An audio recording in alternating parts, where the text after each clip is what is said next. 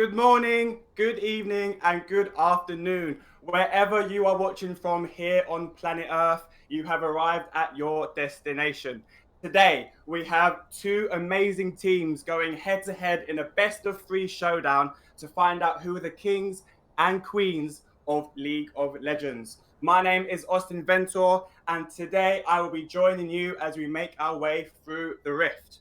So, starting with the home team and the organisers of this event, we have the British Esports Association, who are a not-for-profit team dedicated to increasing the level of awareness of esports in the UK, improving gaming standards in gaming, and to inspire future talent.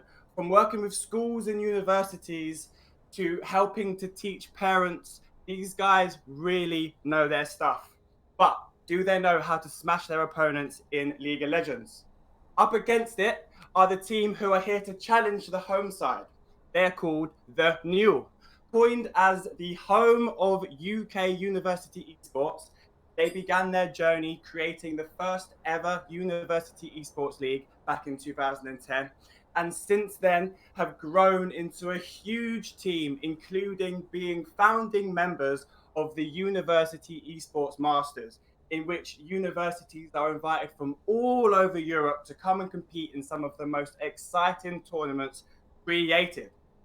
We're going to be finding out a little bit more about both of these teams a little bit later when I have a little chat with players from each side.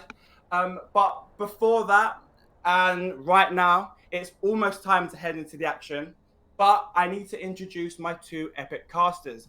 So, firstly, we have Mr. Viperoon, and alongside him will be the colourful sergeant himself, the Sarge. These two fantastic gentlemen are going to be your official casters today, and hopefully they'll be able to keep up with the enthralling action I envisage when we get into the rift.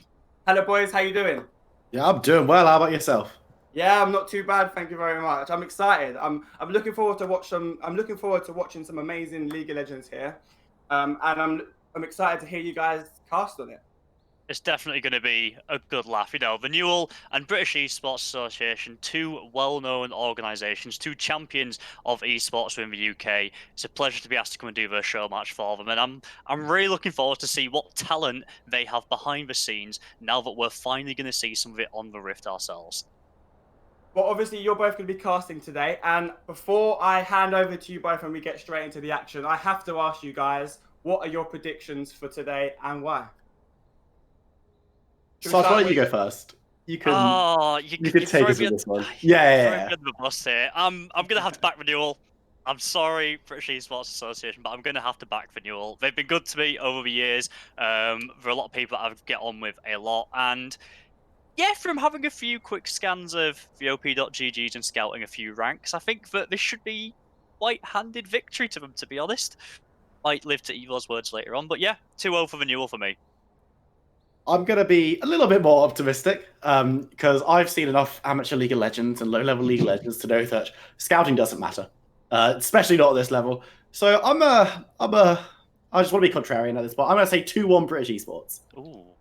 Now, so the 2-1 would be fantastic because obviously we get to watch even more League of Legends than if we only watch 2 matches.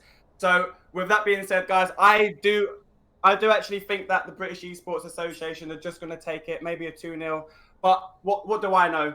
So I'm going to hand over to you boys. Enjoy the first match, and I'll see you guys again very soon. See you in a bit. All right, ladies and gentlemen, welcome to Champ Select for the British Esports Association taking on the NUEL.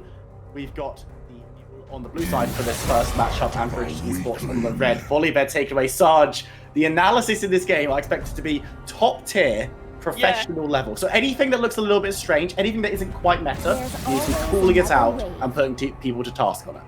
Look, we'll get what we get. Let's be realistic here. These players are not the cream of the crop in League of Legends. They are not the best of the best that the UK has to offer in terms of playing the game. So we are expecting a lot of comfort. We're expecting a lot of individual picks and bans that you wouldn't necessarily see as part of a larger team composition. Something like the Darius, which has been taken away, or the Nami. These are the kind of target bans that we expect to see because these players are more likely going to go for what they feel happy on and what they feel comfortable. NUEL than what is necessarily the strongest 5 versus 5 team composition. That being said, though, everybody has heard the memes. Everybody knows what Aphelios can do. 200 years, he will not get into our first game as NUEL are going to stop British Esports picking matches up. You know what? Actually, across the board, bans looking kind of standard. Volibear, Aphelios, Syndra, and Zac even are all pretty standard bans in the meta right now, with Nami and Darius maybe being a little bit more left field, but again, not champions that you'd be surprised to see taking off the table. Of course, the NUEL going to be looking at what they're going to be prioritizing in their B1 pick, and still a lot of power available to them. A couple of pocket picks up and available as well. And it looks like it's going to be the Morgana being locked in. Can't go wrong with Morgana. At the end of the day, provides a lot of safety to your bot lane to try and weather any aggression that's going to be thrown at you with that black shield. Allows you to avoid CC and stay safe, and also allows you to make picks for days. If you do manage to tag someone, they are going to be locked in place for plenty of time for you to dish out the damage. So, not necessarily the priority pick that we were expecting on Blue 1, but definitely a good one. But if that's a statement, I don't know what is. You know, Yasuo coming out, red side 1 for the side of British Esports. That's likely going to go over to RSB Ray, I would imagine. He is the highest level player on the side of British Esports. And Viper, why don't you talk through your favourite pick? Right, listen here, folks. Vigar's terrible. None of this Vigar being allowed in my League of Legends games. I know why it's being picked. We are going to be seeing Blue Streak, who is Dom Sacco, well-known esports writer and member of British Esports, going to be taking that mid lane because he is off-rolling to that role, because of course these two teams don't have perfect 5-person, one for each position situations, because that's not how a company works, rather than esports orgs. But okay, Vigar's legit busted, because his E can just stun you up forever and can stun multiple members of your team up. It's not even his ultimate is fine, it's his E. And the fact that in the later stage of the game, he'll be able to 100-0 pretty much anyone on the side of the NUEL. Even, especially people like LeBlanc and Morgana. I mean, LeBlanc actually had a pretty decent time in lane against Vigar, so the earlier stages will be fine. But in late game fights around objectives, LeBlanc is going to be one-shot by this Vigar, so it kind of is irrelevant. We are going to be seeing Nude and Willett picked up as well, something that Geomancy has been playing around with a little bit in some solo queue games, and has been trying out the jungle role clearly after being told, hey, you're playing jungle for us by the rest of the NUEL roster. But Leona is going to be the final one locked in for British Esports before we go to the second round of bans. And I'm expecting to see a squeeze of a marksman pool here. It's perhaps one of the widest spread roles that all of these players are a bit more familiar with. We've already seen Aphelios taken away. We've seen our supports locked in for both teams. Ashe has now been the first target by the side of British Esports Association. And I'm wondering if we're going to see even more target bans here. Because one of the things that is concerning me right now for the side of the NUEL is they are kind of falling into a little bit of a trap that we sometimes see in lower level games, where teams can struggle to stay coordinated and actually close out a game, even if they have a decent lead. Well, if you can't close out a game against a Yasuo and a Vigar, they're just going to ramp up more and more and more, and you all of a sudden will be losing these fights very, very drastically. So I want to see NUEL either pick something that can match that level of scaling, or something that is super aggressive early on that they're hoping to blow the game open with. They're not going to have a Kali to try and assassinate their way through, but if we're looking at AD carries that are still available, there is Jinx, who is someone who a lot of the NUEL players are seeming, you know, quite prominent on, a decent pick. Xayah is still available. We do still have Varus and Ezreal, so there's a bit of comfort and a bit of meta that can still be woven into this draft now. What I want to look at very quickly, though, is we know that Blue Street is going to be taking this Vigar mid. So where's the B1 Yasuo going? Because it could be bot lane Yasuo with the Leona, very aggressive bot lane, but is that something that Morgs plays, who we assume will be the British Esports marksman? Is it going to be going top with Ray, in which case B1 Yasuo top Pog? Or R1 Yasuo top Pog? Because it's very easy to counterpick and something that is very abusable in that longer lane setting without support to assist. We'll have to wait and see. Olaf has been locked in for Angsto on British Esports Association. Quite an aggressive jungler, likes skirmishing in the early levels, especially around those earlier dragons and Rift Heralds. And against the Nunu might actually have a pretty good time, but Nasus might be the answer into that Yasuo top if it does end up going up there, as that's been locked in for the NUEL. I mean, hey, I said I wanted to see some scaling to match the Yasuo, and yeah, Nasus will kind of fit that. If he does manage to go late into the game, pick up all of those Scooby Snacks, he will be going around just bonking on the Veigar, bonking on the Yasuo, not letting them do anything. If this Lucian's locked in, it is an aggressive bot lane. I like the looks of that from the side of NUEL. They've got a nice little bit of everything. They've got some pick potential, they've got some assassination with the LeBlanc, they've got good wave clear and jungle control with the NuNu, they have scaling, they have early game, they've got it all. NUEL, British Esports, can't really be said the same though. They kind of lacking anything to help partner this Yasuo up with, which is something that we see in a lot of drafts. So if you see the Yasuo, you normally see the Gragas straight away afterwards, or the Malphite, as someone that can provide these big AoE knockups to let him get 3, 4, 5 members with the ultimate. Well, right now, you haven't got a single knockup in the entire British Esports roster, apart from what Ray can set up himself. What this has done is that British Esports have gone, we want to play Yasuo, but also we don't play these other champions. It's what they've okay, do you know what? They've actually built themselves a pretty decent team fight composition, but It's not bad. I don't know why Yasuo has been invited to this particular party.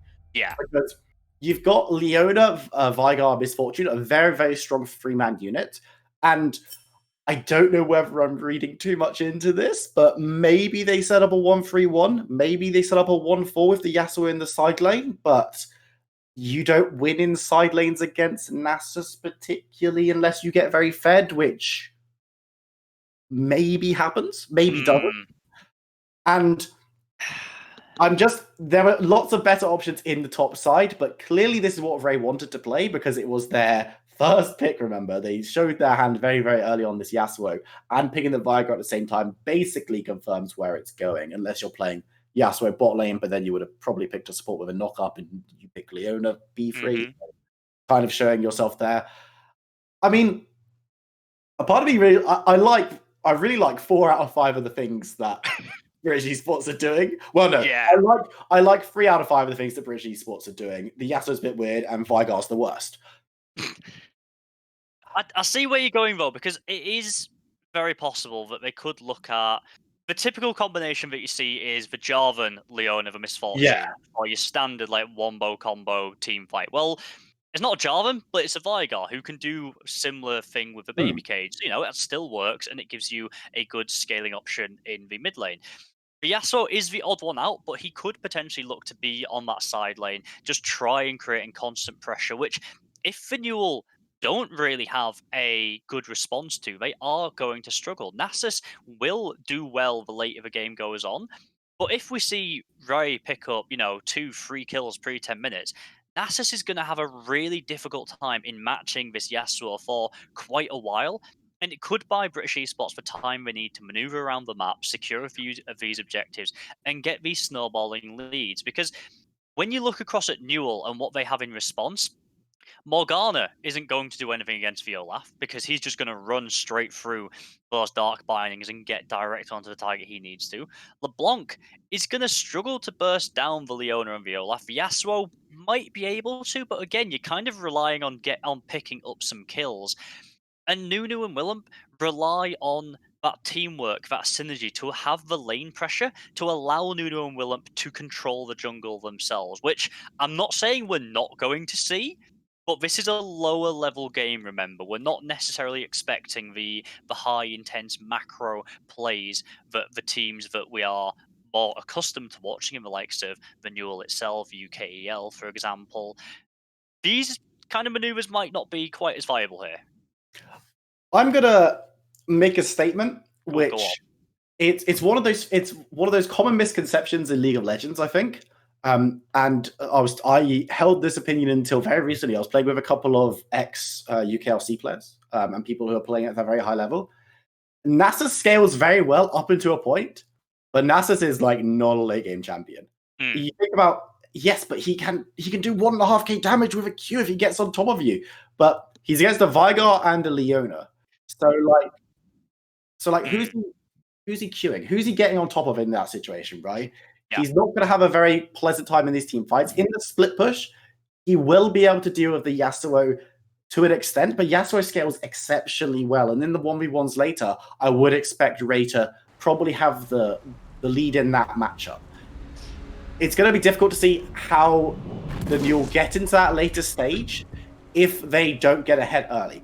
But the good news for them is they built the rest of the map is built very heavily to get ahead early. And at that point, the Nasus can just be that split pusher. And at the 25-minute mark, 30-minute mark, the raid boss Nasus dream will probably be real unless he gets taken down in lane a lot.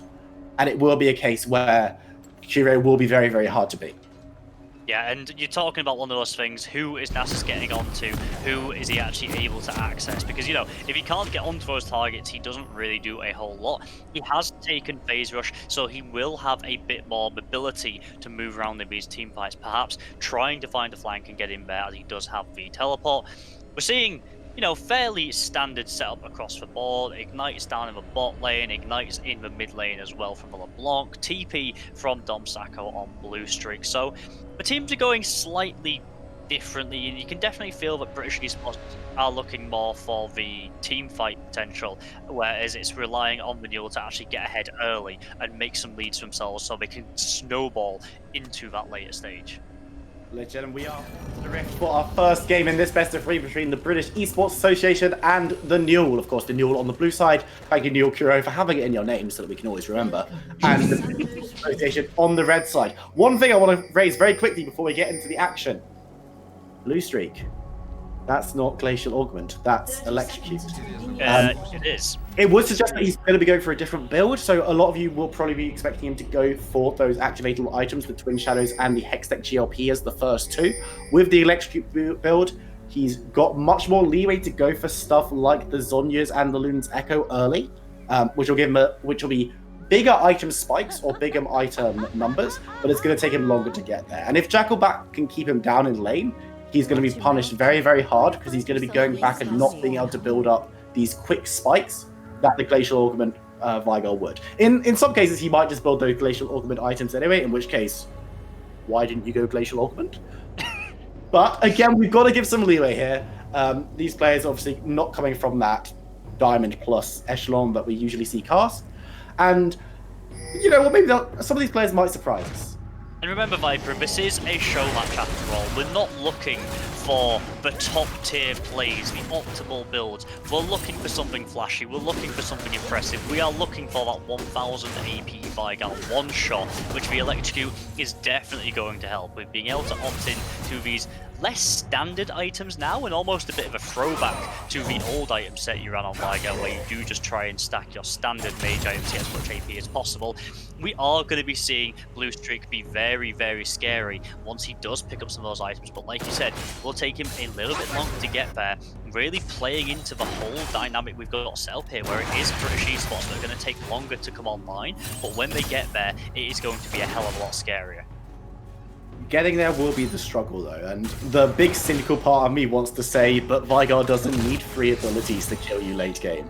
So the Electrocute won't proc on kills, but Blue Streak taking a little bit of poke from Jackalbat, and this is exactly what LeBlanc wants to be doing earlier on, and what a lot of members of the NUEL need to be doing early on is going straight for their counterparts in the British Esports Association. We do see Miamix down on that Lucian, a pick that is interesting in and of itself. We didn't really discuss a champion that hasn't been seeing too much play recently, but something that can be very, very aggressive, but Blue Streak's going very low. Ignite coming down. Will Jackalbat flash forward? Yes, he will. Will first blow be picked up? Yes, it will. And it's going to be on the LeBlanc. And of all the people you don't want to be picking a kill up early for the NUEL, it is the LeBlanc. Fantastic ability to roam around the map, fantastic ability to just pop over a wall and burst you down. So letting Jackalbat get that early kill is going to make Blue Streak's life all that more difficult, but it's also going to hurt the rest of the team. Angsto is going to have to be so much more aware of trying to go into the river, because if at any point Jackalbat is out of vision or has the priority to move first out of that mid lane, you're going to end up in a 2v1 scenario very, very soon, and you are going to fall down that LeBlanc. Bit of an engagement in the bot side. British Esports wanted to go a little bit aggressive there, but going to be forced away by the Morgana.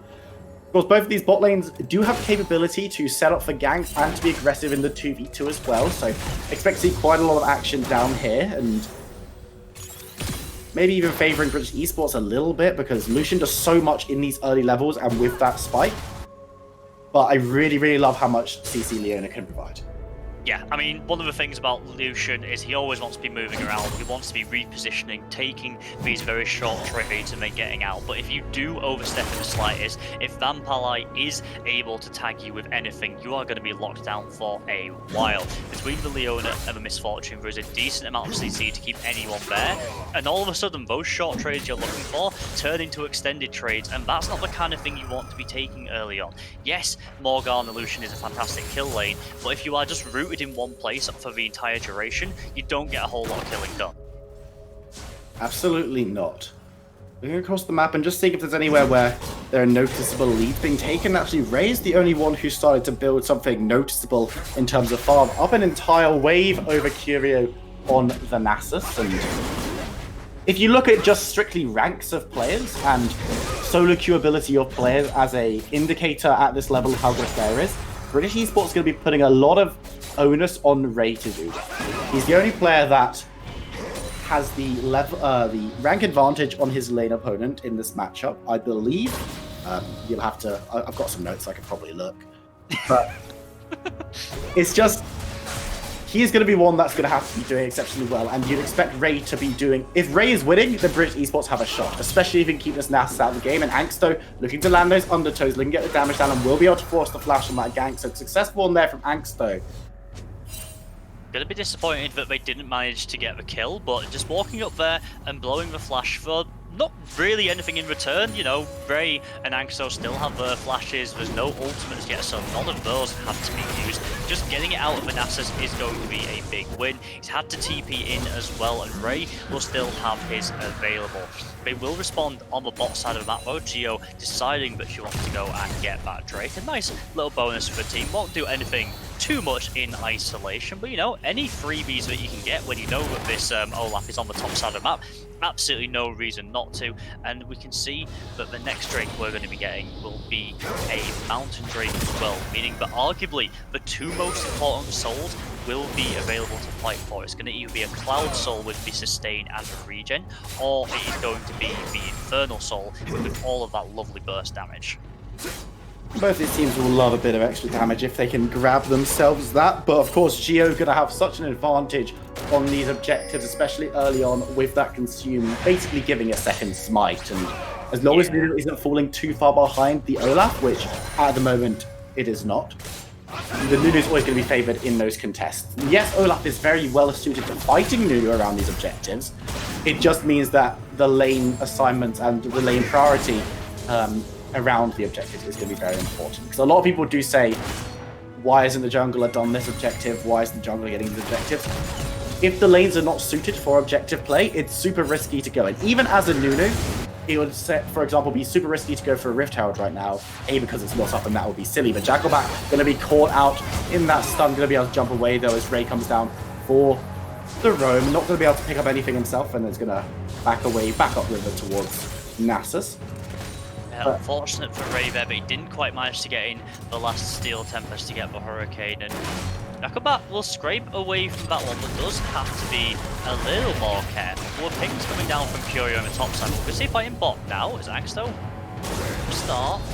Yes, it's another successful gank in that it got a flash down, but Ray needs to be a little bit careful. Knockup might keep him alive as he gets on the tower. But Nasus is still going to be pretty scary in these earlier stages. Will be able to go aggressive, has good inbuilt sustain in that passive. And of course his ultimate, although popped, so not going to be usable now, does make him that real raid boss that we might see going forward in this game. See, Rai is managing to pick up most of his CS under the tower. Got a decent little lead for himself now, which, you know, not something that is too unexpected to see on the Yasuo earlier on. And just a little bit of scrapping over vision down here. Morgana's going to get tagged by that, but no real follow-up from the Misfortune just yet. Not going to be able to do anything. The spell shield stops the second stun. Actually, the fight's going to break out in River. Morgs needs to be a little bit careful, taking a lot of damage. Heal comes through, but the Ignite was already down, so it's going to reduce the healing. But Miamix is going to be the first one to fall. Now we're going to get supportive combat as both the marksmen die. And Jessica is going to be favoured in this matchup. Already got the level 6, but is out of mana. Who's the first to respond? It's going to be Blue Streaks on the Vigar. LeBlanc has only just left lane. Will the stun come down? Yes, it will. And that's the damage we want to see from the Vigar as he picks up his first kill of the game.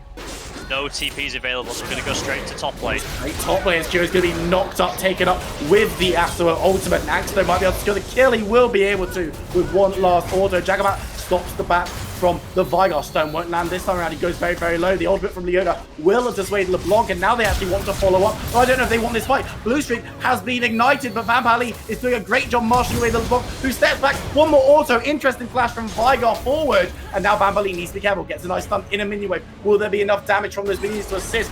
No, there will not. That's a very messy set of plays.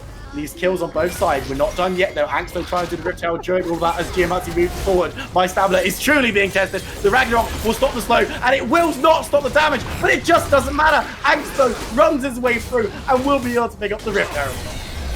So all in all, it is British Esports Association that come out ahead. They pick up 2 kills onto the Olaf, 1 onto the Vigar, 1 onto the Misfortune. All of those members are going to benefit nicely from those kills. Jacobat trying to do a little bit of poke down here, but decides to back away instead. Geo went down, which meant the Rift Herald also went over to British Esports Association, as well as the right to be able to invade and clear out this topside jungle.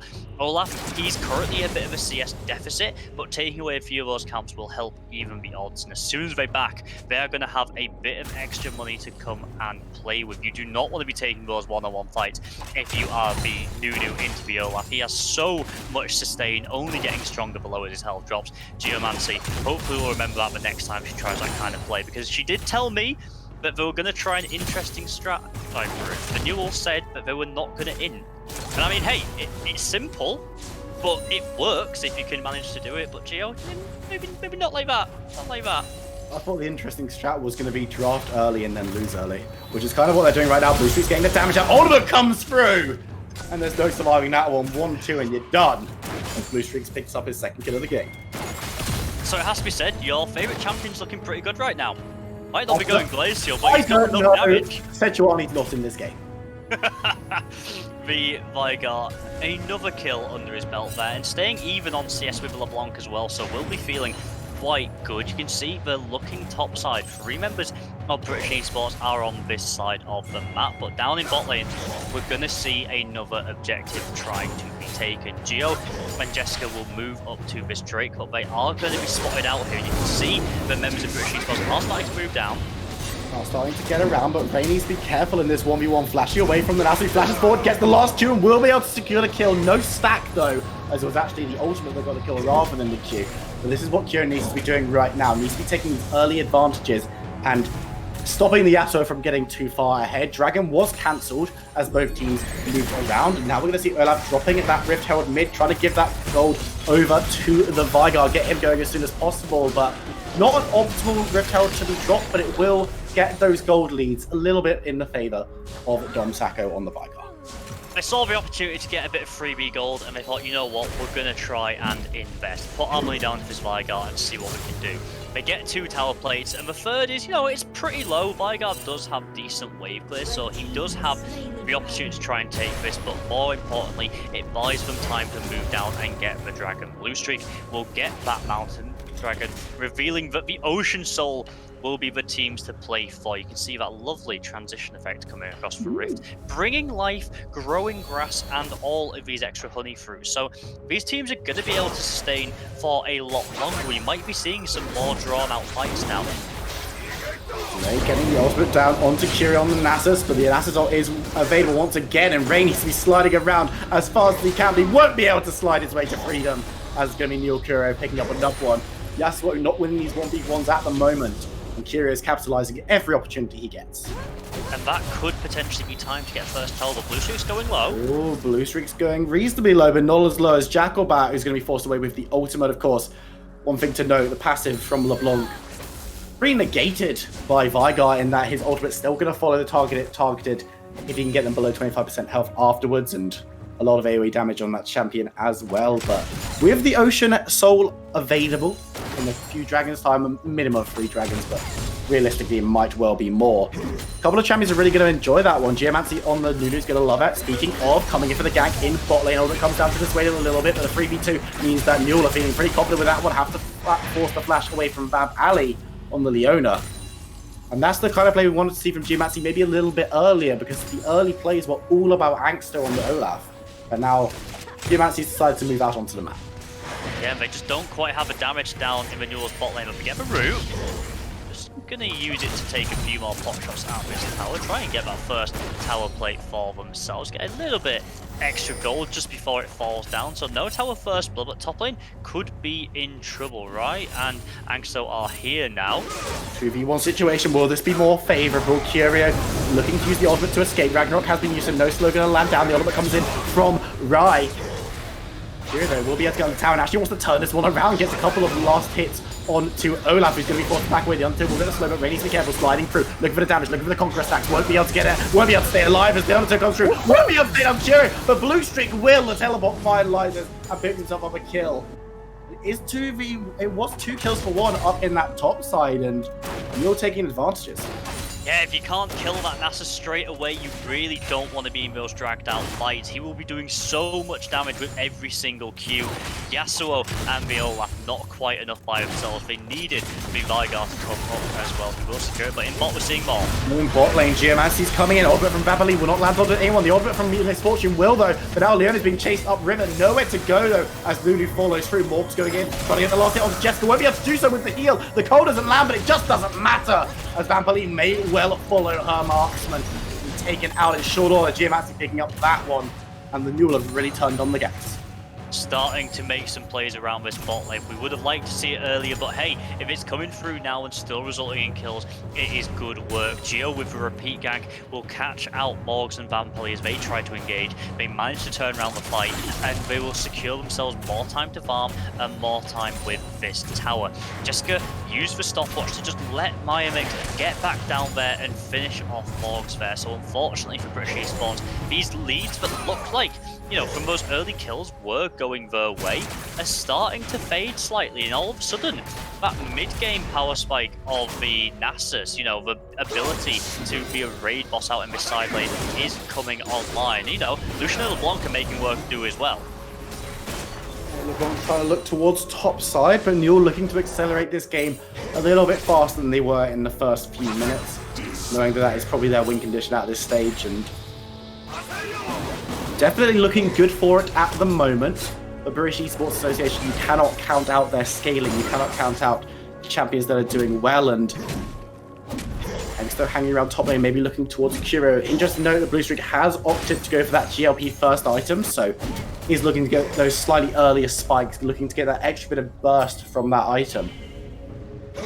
And if we talk a little bit about the items that have started to appear on the Rift, you can see Lucian has completed his first. He has picked up that Essence Reaver, whereas Misfortune still just waiting for hers. Up in the top lane, we see Nasus pretty much countering this Yasuo out completely, going for the Trinity Force, which we expect, the Ninja Target as well. Yasuo is going to have a really difficult time, and Ray is not going to enjoy fighting in this 1v1. We've seen that Olaf has been hovering around this side, trying to make something happen. But with 2 ADs on this top side of the map, Nasus has been able to itemize very effectively, and there's not going to be too much threat. Geo's looking for it, but perhaps a bit of a long shot there. Plenty of vision down in the river will spot her out, and Snowball just goes under the tower very harmlessly. It's ambitious, but has been a happy hunting ground for Nunu so far. First tower of the match will go down top, and it's going to be NUEL picking that one up. Now moving to the bot side, Blue Streak needs to be careful. Jacobot looking to engage on him. This is going to be a full-blown team by Ragnarok in the backline, but Blue Streak has already gone very, very low, but the fight is in the river. Geomancy was the first one, has got the kill onto Olaf, and now chasing Vamp Ali away. Blue Streak's still alive somehow, as Leo looks for the re-engage, not going to be able to find it, though. As the sun comes down, will it be enough to secure the death? No, Blue Streak's going to be able to get out just for now, but that's a big old snowball. Tokyo Drift, can they do it? Yes, they can. GMAC manages to pick up the kill. Leona will go down in the bot lane as well, and a big old team fight all goes the way of the NUEL. All of a sudden, these bot lane scraps are really coming out in favor of the NUEL. That's going to give them access around the dragon as well if they want it. And with 3 members with decent health bars, there's absolutely no reason why not. Blue Streaks did manage to join the fight and take someone down, but ultimately, he just didn't have the mobility to get away from Geomancy. This Nunu bot will not be stopped. Peace is never an option, will not comply, and causes a grey screen. But Nasus, little low, overextend now, could be in trouble. Could be in trouble. Remember, he is pretty large. Ray using that ultimate early. Going to be trying to get those conquer stats as soon as possible. Undertow being thrown out, but it will not land. The slow will not come through. Ray actually needs to be pretty careful. Is going to go low, knocked up. And nice play from Ray to take him into the red buff pit, but flash away should be enough to secure his escape. Curio forced out to use the summoner spell, but not going to lose his life. Jackal that was there to just escort the doggo away from the jungle, but they didn't want the British Esports to be able to chase down onto that. Oof, that burst damage coming in from LeBlanc. It always makes me feel a little bit sick inside, no matter how many times I see it, because Blue Streak was just safely on the tower. You know, you hear people say to you, you're having a bit of a rough game, it's not going your way, and they say, oh, just stay safe on the tower, just, you know, farm it out, and you look there, and there's a LeBlanc, like, halfway in lane, that jumps under the tower and half helps you, and you're like, what do I do about this now? Geo, once again, going for this bot lane play, pretty persistent, but maybe want to try some other lanes on the map. They do exist, and Jacobat, are you okay there? You just can't stop. Just hanging out, taking a lot of damage on the back end from Blue Streak, and going to be forced to back away. Teleport coming in from Nasus towards the top side. Ray gets the knock up and knows this time to back away. And I think top lane is worrying. The Nasus has got 5 kills. Pretty spooky, all things considered. Already hit that 2-item spike, and bot lane tower will be going down, but they'll get engaged to the combat immediately afterwards. More to be careful as he's losing that fight as we see NUEL stepping forward. Mix does get the kill on screen, and now Vampire League goes down for the double kill. The other comes through from GMSC, won't be able to do too much though. And British Esports are being melted through. He'll be able to pick up a kill as Ray turns up and is now going to look towards Jessica. The damage is all but gone for the NUEL, and British Esports looking to clean up. Ray might want to look for one more. Will he be able to land the knock up onto Jessica? The stun comes through, but the spell shield will be enough. The Undertow not going to land the slow this time. Will Angsto look to chase? Will do one more. Might be enough as Ray slides forward. Not enough. And under tower, Olaf gets snared up. Olaf survives on a sliver of how the Trash Rock working miracles. But that was a very nice turnaround for the British Esports Association. Oh, so upsetting to see the Triumph come out and save it all out there. But while they're trying to fight for that kill down in bot lane, Curio's in top lane and he's just ignoring these champions. It's Nasus versus the base now. Nasus versus a couple more. Morg slow, very low, goes down. Angsto turns up. NUEL Curio deciding, you know what? I've tried my luck long enough. I've got an inhibitor. I've got a kill. I'm a head out. As Angsto rapidly clean up. I mean, in terms of a one-man push, that's pretty effective. Not bad. You get a tower, you get the inhib, and you get a kill as well. Why would you not do that and just back away? And hey, if Geomancy's gonna live in bot rent-free, you may as well just let Curio do her thing on the top side as well, clearing out the jungle on top of it. 6-2-0 on this Nasus. Let's take a look at how many stacks there are there. 648 stacks. That's some stacks. At 21 minutes. That's pretty terrifying. The streak's going to be forced away from mid tower, staying around for a little bit longer to try and clear out the minions, but with so many members of the NUEL committing to this one, I don't think he's long for this world. Needs to be careful. Half health by the LeBlanc, and Mix looking to step forward, put some damage into Borgs, who been having a pretty rough game on this Misfortune. I don't think she's done too much wrong, but it's just not been that preferable. As you say, Geomancy has been living bot rent-free, and in these later stages of this game, as it stands right now, 22 minutes in, so by no means in the late game, it's been difficult for the Misfortune, and fallen behind in farm, has died a few times, and not going to be able to grow too much into this one. The ultimate's going to be very important for later game team fights around objectives, but not the hyper-scaling champion we maybe expected to see. Yeah, that's the thing, Viper. We haven't really had any of these fantastic team fights for the Misfortune to shine in. You know, we're talking about wanting to see Vigar, Leona, and Misfortune kind of stack up on top of each other as a 3-man unit, layer the Leona ultimate with the baby cage, with the bullet time as well, and just wipe out an entire section of the NUEL while they couldn't move. But that kind of engage going forwards from LeBlanc, drawing out the nice disengage options, the people options from British Esports. And they're going to be very, very happy with that. NUEL can just take that little trade, chunk out those health bars, and then just push on the tower once again. There's nothing really that British Esports can do to stop that right now. Chunking Vigar is enough to dissuade any kind of defense. The inner tower goes down, and with Dragon coming up very, very shortly, you know, I see one fight before it goes. Olaf has to flash over the wall, not something you wanted to burn out just before this objective comes up, and British Esports are now going to move into the bot side jungle, but it's already occupied by members of the NUEL. Dragon is already being pretty dominated by the NUEL, and looks like British Esports going to count their losses and move mid to try and get a bit of priority there. But you're just ceding away another objective, and this one will set up for Cloud Soul in about 5 minutes time.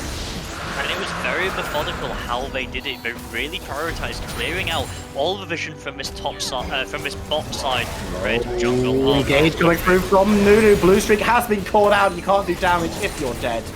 As Vigar finds out, going to that grey screen, and now NUEL are going to move down the mid lane. Don't have Baron buff, but do have big tanky members. Going to be happy to attempt to take down this inhibitor tower. The second one of the game for them if they will be able to secure it. And the defense is not really there. Members of British Esports are all over the map, now just getting recalls, but the tower's already gone, and they're going to have to give up the inhibitor as well. Yeah, caught away from base. NUEL are just going to seize on this opportunity. And suppose with the man advantage, why not push for a little bit more? They don't have the wave with those last few minions being killed, so they decide to back away. Baron is now on the table, and you can see a couple of pings towards this top side jungle. And I was really impressed a minute ago at how methodically NUEL tried to clear out all of the vision from the jungle as we were setting up the 3 objectives. It really dissuaded British Esports from approaching because they just had no information on where the members of the NUEL were. They look to be doing the same thing on this top side, with Jessica taking a long route back through there, trying to place down a few little wards before the entire team takes a few reset. And we're going to move out once again to try and find a. But Curio's overstepped here, maybe. He might have overstepped. Very, very tanky, but it's going to take a lot of damage flashed away from a lot of the CC coming through. Vampali follows through, gets the stun down, and now there will be enough with the ultimate coming through from Misfortune to secure the kill. It's going to be Vigar picking up that one. But so many resources have to be burnt into the Nasus, who's only going to be dead for 40 seconds. BEA are now on a clock of that time to see what they're going to do. They're moving towards Baron, but that might be optimistic. With no ultimates, it is going to be a difficult ask, especially if they lose a Misfortune.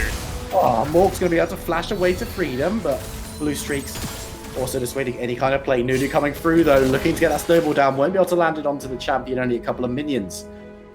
But British Esports need a lot of catches like that, where they don't have to expend ultimates and summoner spells to bring down the Nasus. And they also need to be able to defend well after it. We're going to see a fight in this top side. Nice double knock-up, nice double ult, and Jessica will be the first victim to fall in this fight. But now Angst needs to be careful, going to be knocked up, taking a lot of damage, and does go down. It's 1-4 in the fight so far, and Ray is the only one for British Esports on this side of the fight. You may see Marimix, Curio, and Jacobat all turning onto the Yasuo and deleting him from the map. Vampali and Blue Streak going to be moving away. Vampali half health needs to be a little bit careful, will get slowed up. And you know what, one slow might be all it takes. Vampali going to get stunned up, going to go down, and now Blue Streak has already used the cage, flash forward, looking to get the code, will be able to take himself away, but only with the NUEL, who's going to be looking to get the kill down. Actually going to be delating it over to Nasus, and with that kill on the Vigar, that might be enough for the NUEL to take big chunks out of the British Esports base. Prankstow is going to be up in just a second, but Rai and Blue Streak will not. These are the 2 main damage sources for British Esports. They have inhibitors down. They don't really have a wave, and whether they feel like Curio or Geomancy is going to be able to tank this up, it looks like they're just going to hang around waiting for it. The wave with a super minion will be approaching, but Rai will also be available once more. This is going to turn into a 5v4. They've only got 10 seconds to make it happen before Blue Streak rejoins.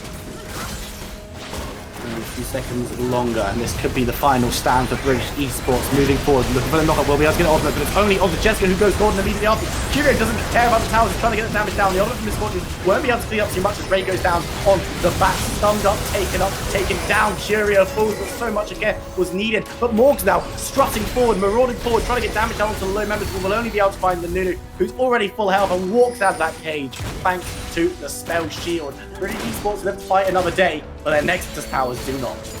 Yeah, an open Nexus now is a very dangerous thing. They are going to have to be so aware of those cooldowns from the side of NUEL. Whether Curio can TP back onto a base, because a few empowered Qs is all it will take to shatter that Nexus into a million pieces. While the fight was a 2-for-2, it still is leaving NUEL with the priority. They can move back out onto the map, they can reset up this vision, they can clear the waves as much as they want, because British Esports, they're left to just pick up the pieces of this base, trying to kill these super minions, and they're going to have no access to this dragon, as it's going to be spawning in only 30 seconds, in only a few minutes time. It'll be up in 20 seconds. And with that, it's going to become even harder to win these team fights. Because right now, British Esports are having struggles in their own base. They struggle to win that team fight when they have the assistance of 1.5 Nexus towers, because one of them went down pretty much immediately. Those Nexus towers are no longer there to help them. They've got 2 towers in the entire game, both of which are bot, so NUEL can just ignore them. NUEL can sit in their base as long as they want with an Ocean Dragon and just sustain up. British Esports are now looking to create some contest, but look at the Nasus on your mini-map. He's up by Raptors and might be looking to get some kind of backdoor going. Ray's going to teleport into the fight, which might give Nasus the inside track on the enemy Nexus. No fight is even taking place right now. British Esports will be very, very quick on this one. Ray does get chained up.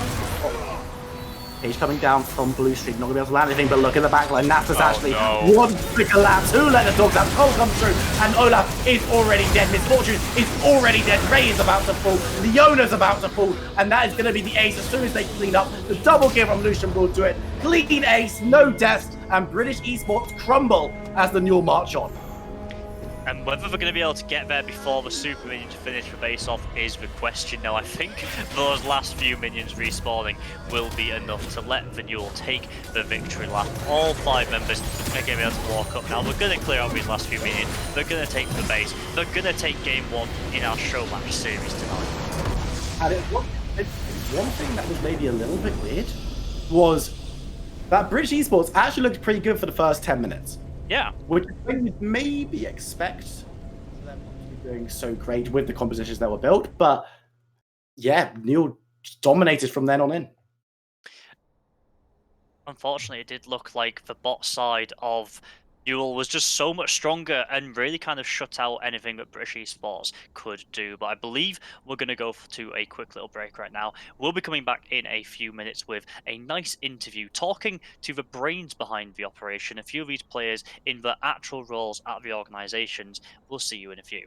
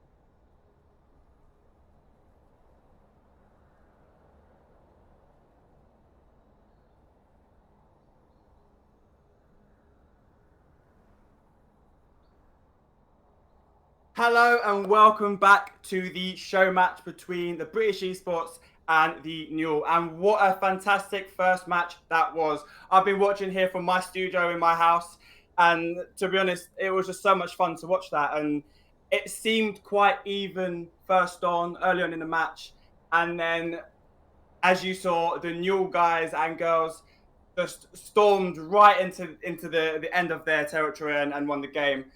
So because of that, I'm going to talk to one of the winning team first, and the first person I'm going to be speaking to is Geomancy. I was watching the chat, and Geomancy had quite a lot of fans in the chat, a lot of comments about her. She works for the NUEL, obviously, and she actually runs the University League of Legends tournament, which is one of the largest student tournaments in the world for League of Legends. So I think joining me now is Geomancy. Can you hear me? Hello. Hello, Geomancy. How are you? I'm good. I'm feeling good after that win. Yeah, you feeling good? Yeah, you did very well. It seemed like it looked like a lot of fun, and as I said, there was lots of people in the chat talking about you. One of the things that they wanted to know was why you was always in the bot lane, and all I could see is that huge snowball just rolling around. Any reason to that?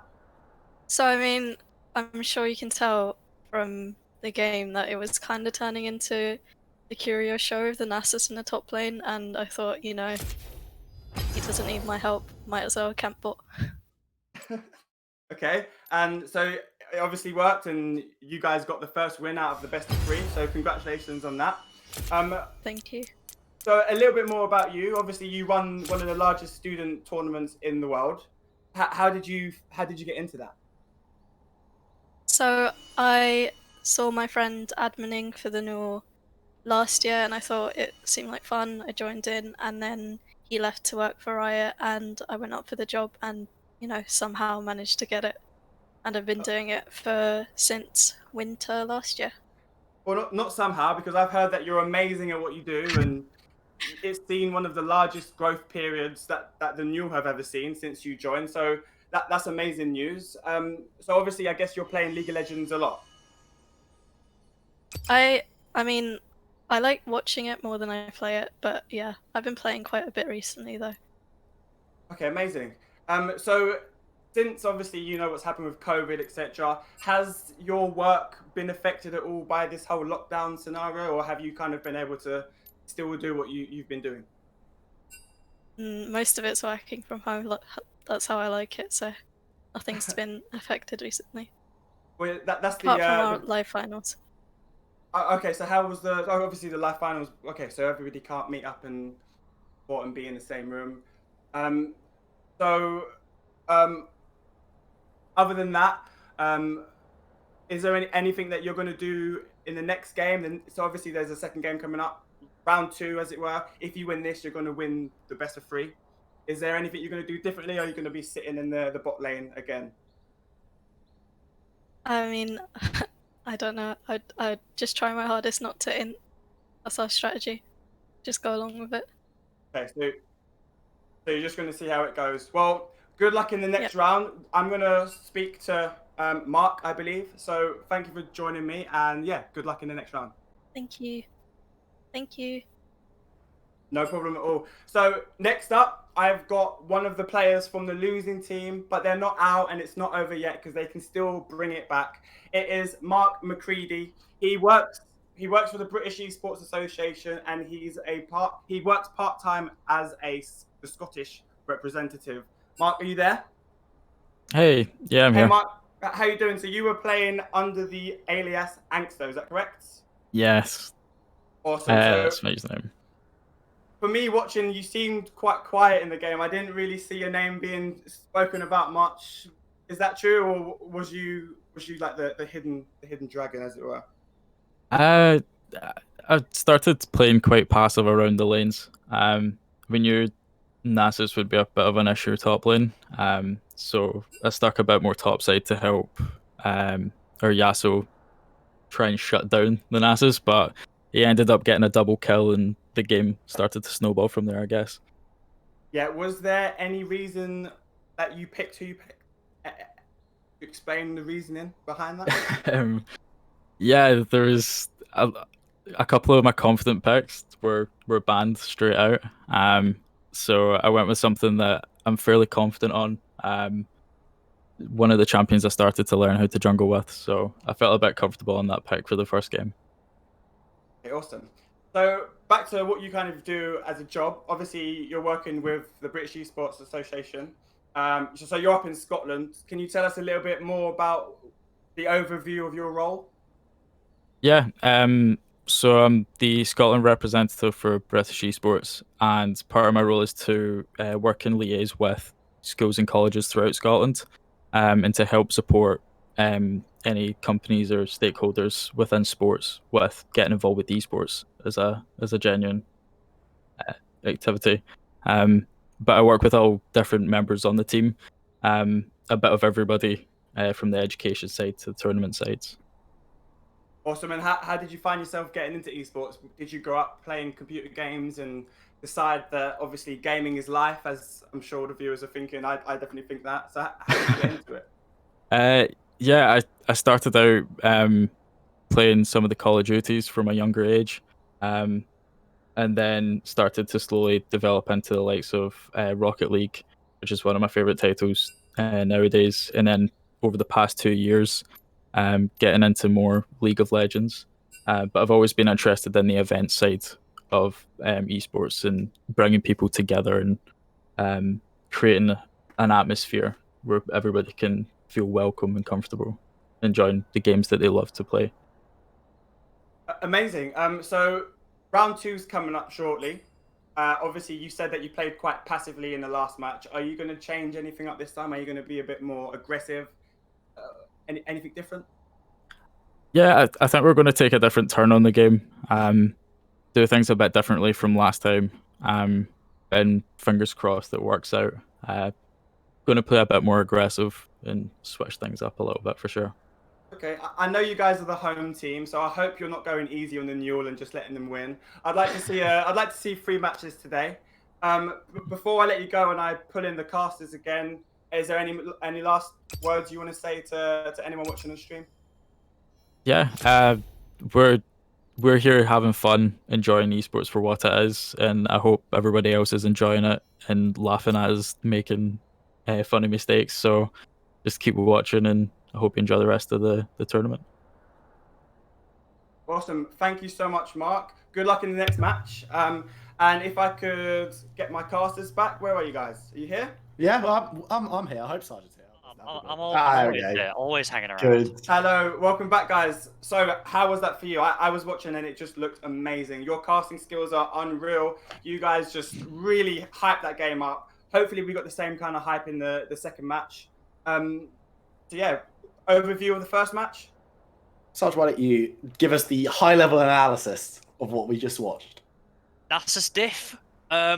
Let's be honest, it was typical of the lower elo, the kind of brackets that I'm used to. Let's be honest, where a Nasus joins the game, everyone kind of forgets about it, and then you're like, oh yeah, there's a Nasus here while he's one-shotting everything in sight. It's pretty disgusting. Geo lived rent-free in the bot lane, kind of stopped the British Esports getting online with the free champion team fight that we're talking about. So I'm hoping that British Esports for his next game bring in something that has a bit more agency, where they can be a bit more proactive, because it really felt like they were being bullied around a little bit, and they were kind of playing to the NUEL's tune.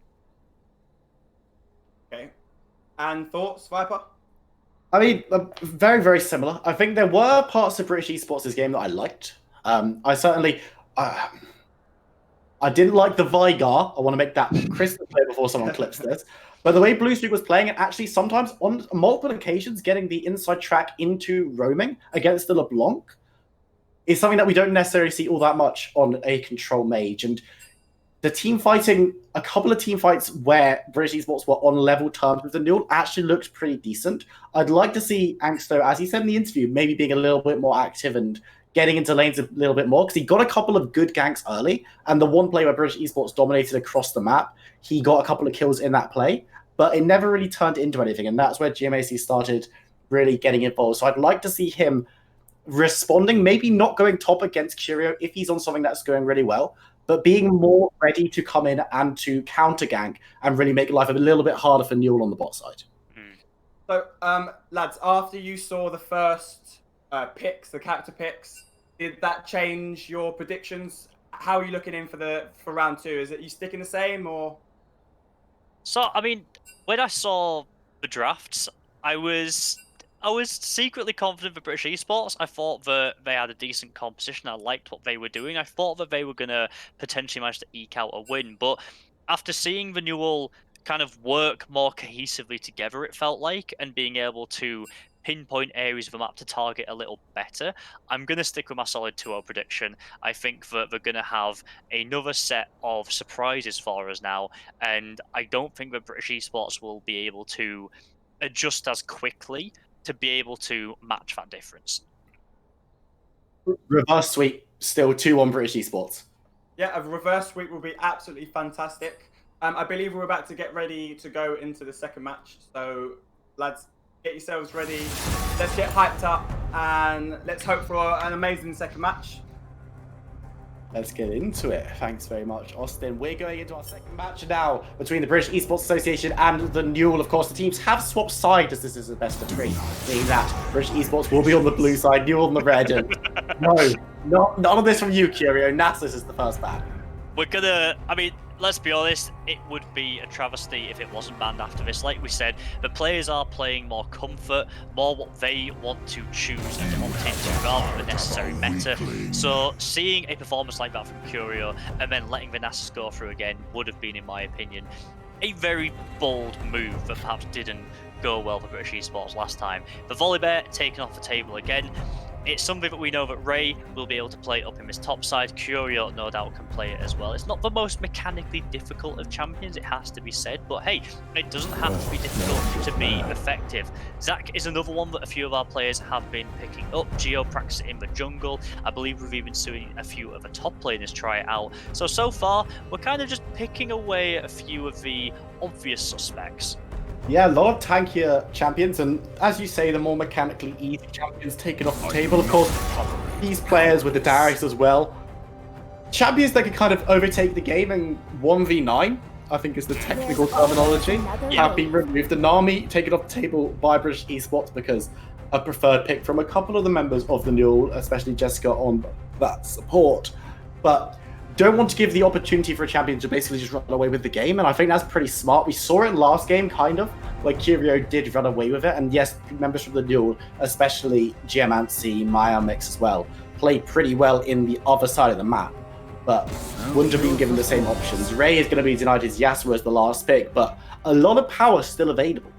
And I do like the respect coming out, taking that away from Ray, because I do think he did show some signs of brilliance, and there were a few moments there that if you let that through again, he could be very problematic. You know, all it took was perhaps one more champion with a knock-up to enable Ray's Yasuo a bit better, and that is an entire different game. But this is something that we are very used to from the recent meta. Dropped out a little bit, ever so slightly, but Syndra will be coming in. This is a really strong flex pick between the mid lane and the bot lane. Huge amounts of wave control, really good burst damage. She kind of just does everything that you need a mage to do. Doesn't give away too much information either, so I like it as a first safe blind pick. Nuno and Willem going to be picked up, no doubt, going back into Geomancy's capable hands.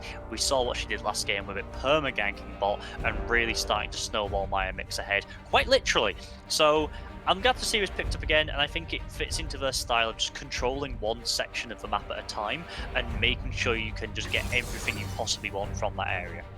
Interesting pickup in the Aurelia. Again, not something we'd necessarily expect to see from a more professional draft phase, I would say. Showing this champion this early on would open itself up to counter picks. Divine being hover. Now, this is interesting. I'm so happy. This suggests to me that we're going to see a little bit of a lane swap with Blue Streak moving into the jungle, because this is one of his preferred champions. If that's the case, don't know why we're not seeing Evelyn come out. But Vi being locked in, something we don't get to see very much of, but if we want to talk about simple champions that can have a massive impact, definitely one of those. And Ezreal locked in as well. Tom Kench is going to be picked up, and that is not something that I expected to see today.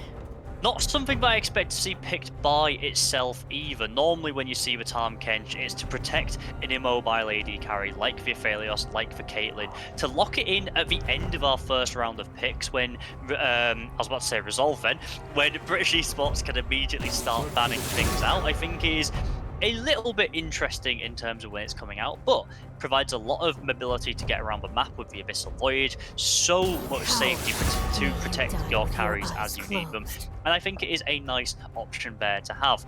We did see Ezreal has been picked up for Angsto, and we're assuming that British Esports are picking champions for themselves and they're not doing swaps, which is why we think that Blue Streak and Angsto have role swapped for this second game. And you like the Ezreal a lot, Viper, because you're a bit of a boring player. He likes to sit and kind of just throw out Q after Q after Q after Q again, after another Q. But Tahm Kench, he's gonna kind of be able to weather that. His thick skin, he's not going to be too bothered by this unless Ezreal really starts to ramp up in his paired with something aggressive. Let me pitch this to you though. Okay. I think Tahm Kench is going to be top. I was wondering about that. I'd kind of contemplated it, but I'm earing away from it for now because I don't see Watley on the NUEL roster. Yeah, I was going to say exactly that. I think Curie has been tuning into Watley's streams and has seen that play. The Kog'Maw maybe suggests the opposite direction, but Lulu is still available on the map. There are still these ardent supports that you really want to have with the Kog'Maw. And while Tahm Kench is decent in the later stages to keep this Kog'Maw alive, early game, Tahm Kench can die very easily because he's not all that tanky. And Ezreal is a very aggressive, well, not a very aggressive support. I think that's a misconception that he can do so much, but he will be able to poke out effectively someone like the Tahm Kench. And with a Lux as well, Tahm Kench can eat the Kog'Maw, but then Tahm Kench isn't going to have any defense himself. And when you've got bindings thrown at you, damage thrown at you by the Ezreal, it's going to be a pretty rough time. And maybe I went a little bit too big brain on calling Tahm Kench top laners. We're going to see a couple of hovers for top lane champions for Curio of the same kind of ilk that we saw last game with the Nasus, something that's pretty straightforward but can run down enemy. No, you know what? We don't talk about this because I was huge brain calling the Tahm Kench the top laner as the Lulu is going to be locked in alongside Kog'Maw, meaning we are going to see Catfish up top. Boy, this game is all about the bot lane. We've got the NUEL who are going for the classic protect the Kog'Maw, protect the carry. They've got a Lulu to enhance him, to make him deadlier, and we've got the Tahm Kench to reposition and keep him safe. They have two fantastic supports to just let this Kog'Maw survive for as long as possible and do all the work in the world. Meanwhile, British Esports, they've picked up a Vi, they've picked up a Shen, they've picked up a Syndra and a Lux. All of these champions are going to be fantastic at tower diving, either through being able to just get under the tower quickly and do some damage, or long-range support like we'll see from the Lux shielding and the final sparks.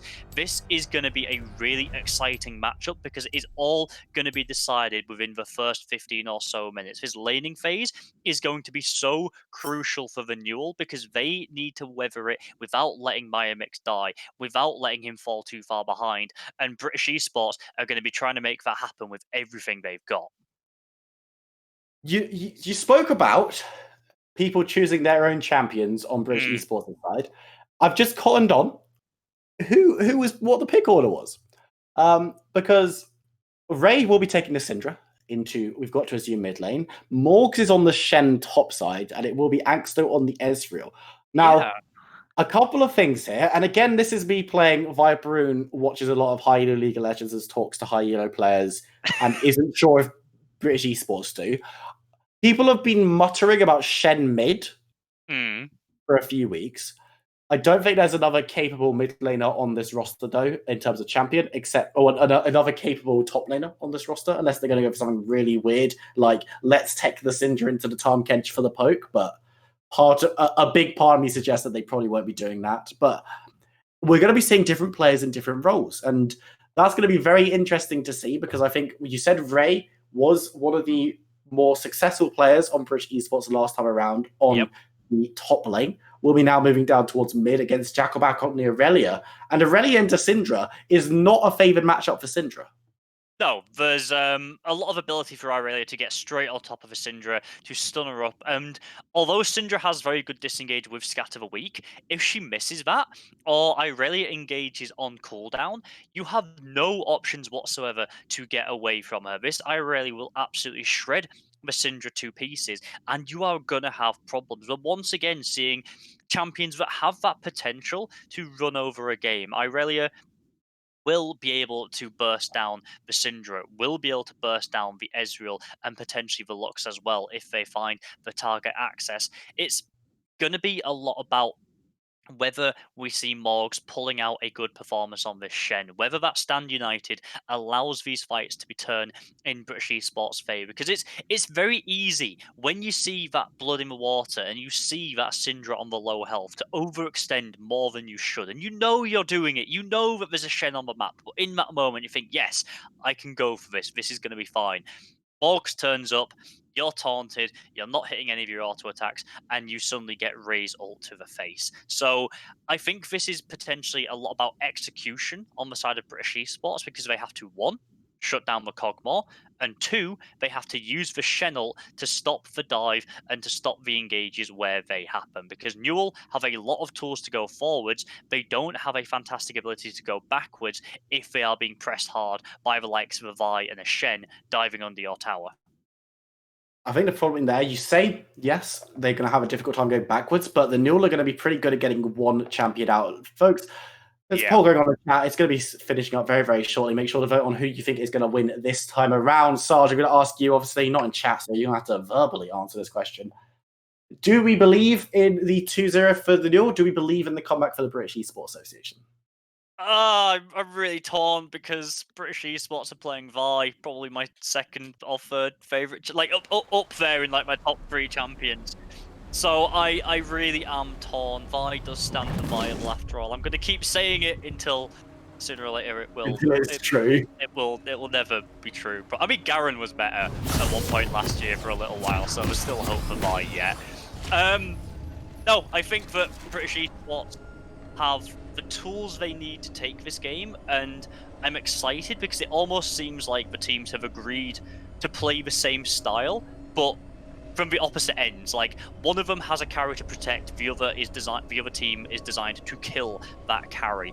So I do like what they've done. I think they do have the potential for it. But overall, from last game, the NUEL seems slightly more coordinated and they seemed more proactive on the map, and that's why I'm still going to have to side with them. I think the struggle for me in predicting this one is the NUEL have drafted themselves a very obvious win condition. Yes. British Esports have drafted themselves, we're going to stop this win condition, which in itself isn't necessarily actually a condition. And I can see, there's a part of me that can see British Esports, with all of these tools, getting onto the Cogmore and killing Liamex on the Cogmore, and then British Esports turning around and celebrating, going like, look, we killed the Cogmore, and then Aurelia being like, and then killing all of them. Yeah, Irelia just like, I'm still a champion, remember me, and just gets all the resets and kills everyone. Yeah, that is a problem, because it's very easy to talk about denying your opponent's win condition, but if that's not achieving your own, it doesn't actually really get you anything. Like, you still need to be able to close the game out yourself, as opposed to just stopping your opponents. And right now, I think you really have to start looking at either one hell of a snowball coming through, or these dragged out team fights where you have already removed the Cogmore. Because in a 5 versus 4 without the Cogmore, British Esports should win this fight, no problems. But like you said, if they commit everything to killing Miamix straight away, and then they don't have anything for that 5 versus 4, I think they are going to come up short. Well, only time will tell as we do jump onto the Rift. Of course, buffs now spawning up at 1 minute 30. On the blue side, we do have the British Esports Association with a couple of swaps in terms of roles, with only Vampali being in the same position that they were in the last game. And over on the red side, we've got the NUEL, everyone in the same position, but have gone for a wacky composition, I think. It's a tribute. It's a Watley tribute. It's respect to one of the all-time NUEL greats, Noam Watley. So called because he has no arms. He has no hands, so he plays Tom, Kench, and Volibear top. That was That was my understanding of the man and the naming himself, and it worked out pretty well for him. That is why he's a well-known and I was gonna say well-respected. I think that's fair. Well-respected figure is Jackalbat and Ray just taking a bit of trading in the mid lane. Jackalbat actually going reasonably low, dives out, and the thing about Aurelia here is that he can't allow himself, Jackalbat cannot allow himself to be poked out of lane by Ray. The trick in melee versus ranged matchups is you need to get into the face of the ranged champion as much and as often as possible, because if Jackalbat steps away and stands in his wave, he's going to be taking damage from Ray and falling further and further behind. But so far he's been okay at doing so. Yes, it's going to be taking a little bit of poke, but as long as he doesn't die and as long as he doesn't see too much CS, then he should be okay. But has had to pop all of those corrupting pots already, which is a little bit worrying. You know, Ray is still sat there with the Ignite, still sat there with both the health pots themselves. So you're talking about sustaining it being okay right now, and yeah, on the face of it with the current health bars, it's not too much of a problem. But if you're looking at another 3 minutes down the line, it could be as curious going in. Yurio just going to spit the Shen out, but he can slide directly through him and away from the tower before he takes a tower shot. But Tom Kench actually talking to a few players, especially Watley, of course, that well-known expert. Confident in Tom Kench to win a lot of top lane matchups early, but first blood going to go into mid lane for Ray as Morg's now chased by the tower. GMAC is there as well, and it's going to be instantly replied by the NUEL in the top side, so one apiece in the early stages. Blue Streak is waiting on this top side, but Curio is very low. Gio's still hanging around, but might not be able to get here in time. Oh, Blue Streak forces the flash away from Curio, who's actually looking to maybe get a couple of licks in himself as GMAC running in, snowball. He's rolling. Will they be able to land it? They will. Looking for something else. Won't be able to find it. It's now a 2v2 as Morgs has returned to the frame with the teleport. It's going to be trying to cut down Nunu and allowing Tom Kench a little bit of freedom. Now the 2v1, but Morgs is much, much healthier than the 2. Blue Streak is in the wings, but not looking to jump forward. Too low to be re-engaging, you must imagine. As everyone actually gets out of that bot lane scuffle reasonably unscathed. Yeah, and although he had the higher health bar, Morgs did not want to press any further onto Curio because he was in a huge minion wave, would have been taking so much damage from those creeps if he did try to press the advantage forward. So, nothing gained on the top side, I do apologise, but we're going to see a bit more fighting down here in this mid lane. Mimic's going forward.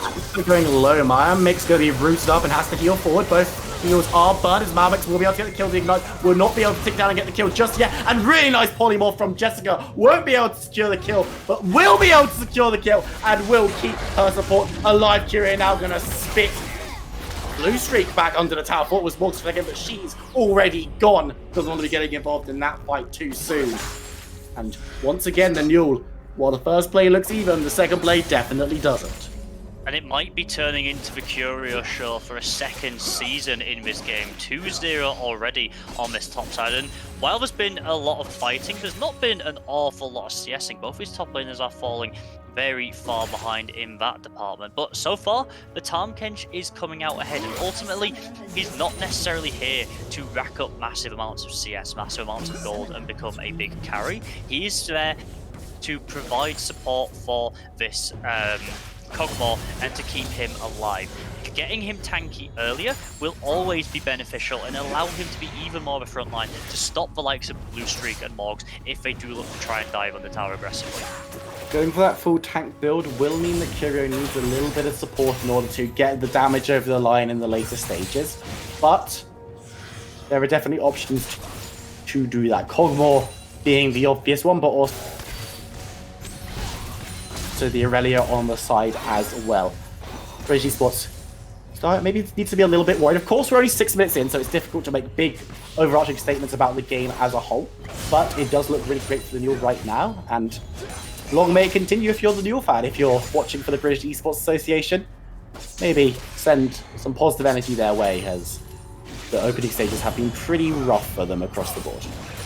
They have indeed, but they did manage to pull it back last game. You know, we saw this similar kind of situation where the first 5-6 minutes looked like they were going in the favour of the NUEL and they were winning out on a few fights. But they then kind of came back towards the end of laning phase and evened it up, even to the point where we thought that the NUEL might be starting to have some big difficulties. You know, Blue Streak did really well on the Vigard to find and lead back through scrapping it. On the side again. not too worried for Morg's actually going to be eaten up and spat out away from her tower and will be taken out. And Tom Kench, with the deceptive burst of these earlier stages, going to be able to secure the kill. I said I'm not worried, but maybe I should have been a little bit more worried. Luis going to come in to clean up the minion wave and grab some farm for himself, but not going to be able to do anything to help out his top lane because she's long dead. Yeah, I don't think Morg's really wanted that fight there. Just has to try and scale up and again play for the level 6, play around the ultimate to help out your other lanes. You don't necessarily need to try and outright kill this Tahm Kench. That's not your job as the Shen. You're just here to try and help around the map when your team goes for these plays. Allow them to be more aggressive, knowing that they have that stand united to fall back on, but you can't do that if you are dead, and unfortunately you're going to start bleeding even more gold. We can see Geo living in bot once again. Yeah, has moved in for the first time this game, but is looking to get a successful gank off immediately and will be able to get a kill for Cogmore. She's going to be able to take down Angsto on the Ezreal, and NUEL looking to take this one in hand a bit earlier than they took the last one, but have the tools to go all the way you have to imagine. British Esports Association need to get a big turnaround and reasonably quickly. Mid lane is going okay for them so far. Nice farm lead and a kill on Ray, but I've not seen the Ray show. I don't know if it's been greenlit just yet, but I've seen the Curio show and it's a fan favorite. It definitely is, and you know, Tahm Kench 3-0, if he does manage to Abyssal Voyage behind the Syndra, could cause some problems there. Once again, the NUEL will have priority over this Drake. They've had fantastic objective control in our little showmatch series so far, while they are spotted out on the wards. I don't really think there's an awful lot that British Esports can do to respond to that, so they're just going to walk away scot-free. No Ocean Soul to play for this game, as that is the first dragon that has already gone down. We'll have to wait and see whether it's going to be Mountain or Infernal. I think our choice for the final Drakes will be. But once again, we pan back to mid lane, and Ray seems to be having the run of it. He's got a 30 CS lead. He's controlling the wave absolutely. And you're saying, Viperune, that Jacobat had to get up in the face of this Syndra as much as possible, and he just really hasn't been able to do that so far. You can see that he's really struggled to pick up a lot of CS and actually stay in this lane, and it's Syndra that is managing to roam around first, keeping a good control of vision in the river and allowing Blue Streak to kind of track Geomancy around, know where she is moving on the map, and it's allowed Blue Streak to pick up a CS advantage and a 2-level lead over his counterpart as well. Successful on the solo in terms of jungle, and that Blue Streak, as you say, is having the advantage in the 1v1, but Geomancy is not going to be too worried about that. He's still going to be able to pick up objectives with that consume. Isn't going to be looking for the 1v1 against Vi anyway, so if Vi does get that, it will be a catch-out, which, as a player, you're trying to genuinely avoid anyway. And Geomancy has been a lot more successful on the map so far, and a lot of where the gold lead is coming from Blue Streak is being in lanes where people have died, so he's basically farming over corpses, is where he's getting that lead from. Blue Streak now stepping forward towards Geomancy. Stun will miss from Rado. It's a 2v2 this time around. Geomancy won't be able to ult. He is still level 5. He's going to be chased away, going to be taken out. And now Jacobat might be soon to follow as Morgs comes through, securing the kill for Blue Streak. And that is the kind of practice that we want to see from British Esports as they pick up 2 kills late. The textbook play, the Morg is waiting on the wing. She's just watching that fight, waiting for the time to use the ult. It looked really good initially for NUEL. Jacobat got that 2-man stun off, and I thought, oh, here we go, it's going to be big. But Geomancy, still level 5, didn't have the absolute zero to try and do some big damage. But Myrex is stepping forwards now. Vampali with the zoning ultimate has to heal Angsto out. He's going to be taken very, very low. 1 flash, 1 auto, 1 kill for the Cogmore. Vampali is going to be chased away. Damage coming through, damage going down, and Vampali will follow. Jessica going to be picking up the kill on the support. So it's marks with the marksman, support for support. And it seems to be the story of this entire series so far. Whenever we see British Esports make a play and we're praising them, the NUEL seem to respond in kind and more. Picking up the 2 kills in the bottle lane, more money for this Cogmore, more farm, and being able to back even stronger now. We are really starting to see this champion take over in this lane. And, you know, we've already talked about how powerful he can be. Geomancy's trying to get this gank off once again. Tokyo drifting. Yeah, he's pretty low on mana, needs to be careful. Geomancy looking for the ultimate, won't be enough to secure the kill, and not going to have any ability to jump onto Syndra. So Ray will be able to float to free. no damage on Geo. She is going for that more defensive build there, but slightly tankier build. So it does mean that that Absolute Zero won't be doing a huge amount of damage. And Ray is able to walk away from that once more. But it's another example of the laners of British Esports having to feel the pressure. They are being targeted by Geomancy. She's coming out into the lane, she's making her impact known, and while it's only resulted in 2 kills so far, she has definitely been around the map more than Blue Streaks has, and this Vi is yet to make a dent in the competition. Made a decent play mid though, must be said, Yeah, but definitely good. the problem with Vi right now is that, again, a champion that does fall off in the later stages, and we know that NUEL are very capable of accelerating the game, so those later stages come at around 25 minutes. And while Blue Streak has got that farm lead still, and is still looking pretty decent, has to be making some more proactive plays and fast to avoid becoming irrelevant.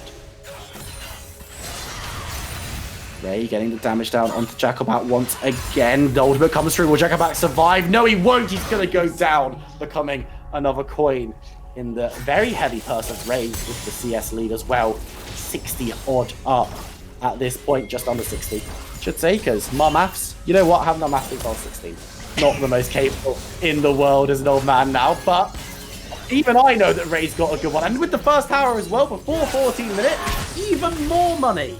Yeah, the difference between these two mid laners is about double right now. But down in the bot lane, from behind, we're going to see Morks coming in towards the bot side, wanting to jump on and get involved, but teleport coming through to matching will be Jacobat. Now the fight coming through, Blue Streak to get the ultimate, Assault and Battery coming in. The first shutdown through the onto Lulu. Will they be able to second? They will be able to grab a second onto the Kog'Maw. Angsto jumping around, will survive until the Nunu arrives, but Nunu has arrived into a field of enemy champions. The flash forward will secure the CC, more followed up, a double kill for Ray, and that is almost the ace for British Esports with the Catfish. He's licking tower top. and just as we were saying earlier on, just as we saw in our first game, the NUEL, they looked good through the first 5-6 minutes. They were keeping ahead of British Esports quite nicely, but then it all flipped around. British Esports with one big play, they get the 4 kills, they use the Rift Code in mid just after getting first tower already, and they pick themselves up the Drake. All of a sudden, the goal is going to be back even, but if you look in this mid lane, this difference is absolutely huge, and a 5-0 Syndra, that is not what you want to be staring down. It's really not. Morg's going to be able to get away from any kind of problems with the NUEL champions that came to respond to the Rift Herald. Rift Herald did manage to get the charge off, so a lot of damage going down onto that inner mid tower. Not used, sadly, to grab any plate gold, but if you can crack open that mid lane wide enough, then the rest of the jungle will open up towards you as well. And with their own mid tower standing strong, it's going to be very, very easy for the British Esports Association to safely contest stuff like the second Rift Herald and the Dragon. The thing is, though, we still haven't seen a 5v5 team fight on the NUEL's terms, or on even terms even. That last one that we saw that went so well for British Esports was started off by them. It was them with a fantastic rotation and a good set of TPs. I'm worried that if we see the same thing from the NUEL, it is going to be much more devastating, because they do have this Kog'Maw and they have the tools to try and protect it. I think if Curio would have been down in that fight, Biomix would have had a little bit more time, and that fight wouldn't have been so one-sided. We've still yet to see whether that is the case, because the teams are yet to match up for a full 5v5 clash. And don't expect to see that anytime soon. Ray has moved down to the bot side, though, trying to get that 1v2, and will be able to steal the kill onto Jessica. Can't flash away from the ultimate. She is going to fall. Biomix left on their own. Going to be stunned up. Damage coming through. Will it be the double? Not quite. As the flash forward will secure it. This time around, Kog'Maw's corpse going to try and chase down Ray, but not going to be enough to get a kill. And this Syndra is insane. Hey, apparently the Yasuo wasn't quite flashy enough, so decided to move it mid and solo the game from there. Geo's caught out here. That is not going to be good.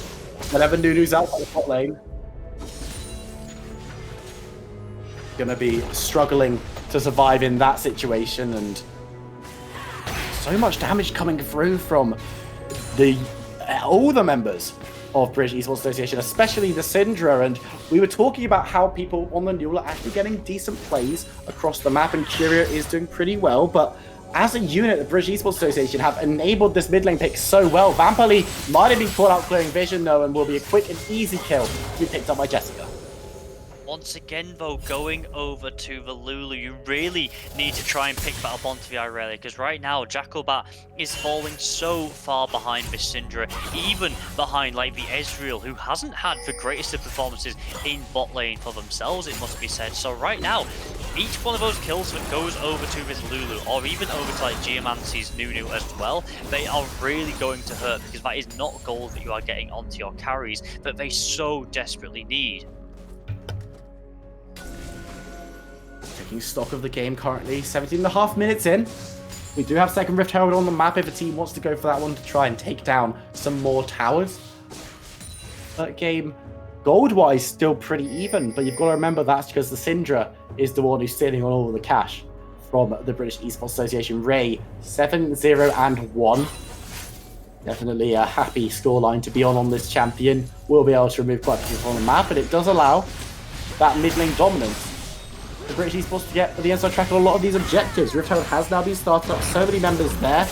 NUEL might look to contest though. Who have they got? They've got Aurelia, they've got NUEL, but it looks like Geomancy's not fully convinced until Curio arrives. Morgs, of course, can get across the map in short order, but it's going to be secured. Rift Herald picked up by Blue Streak, and British Esports walk away.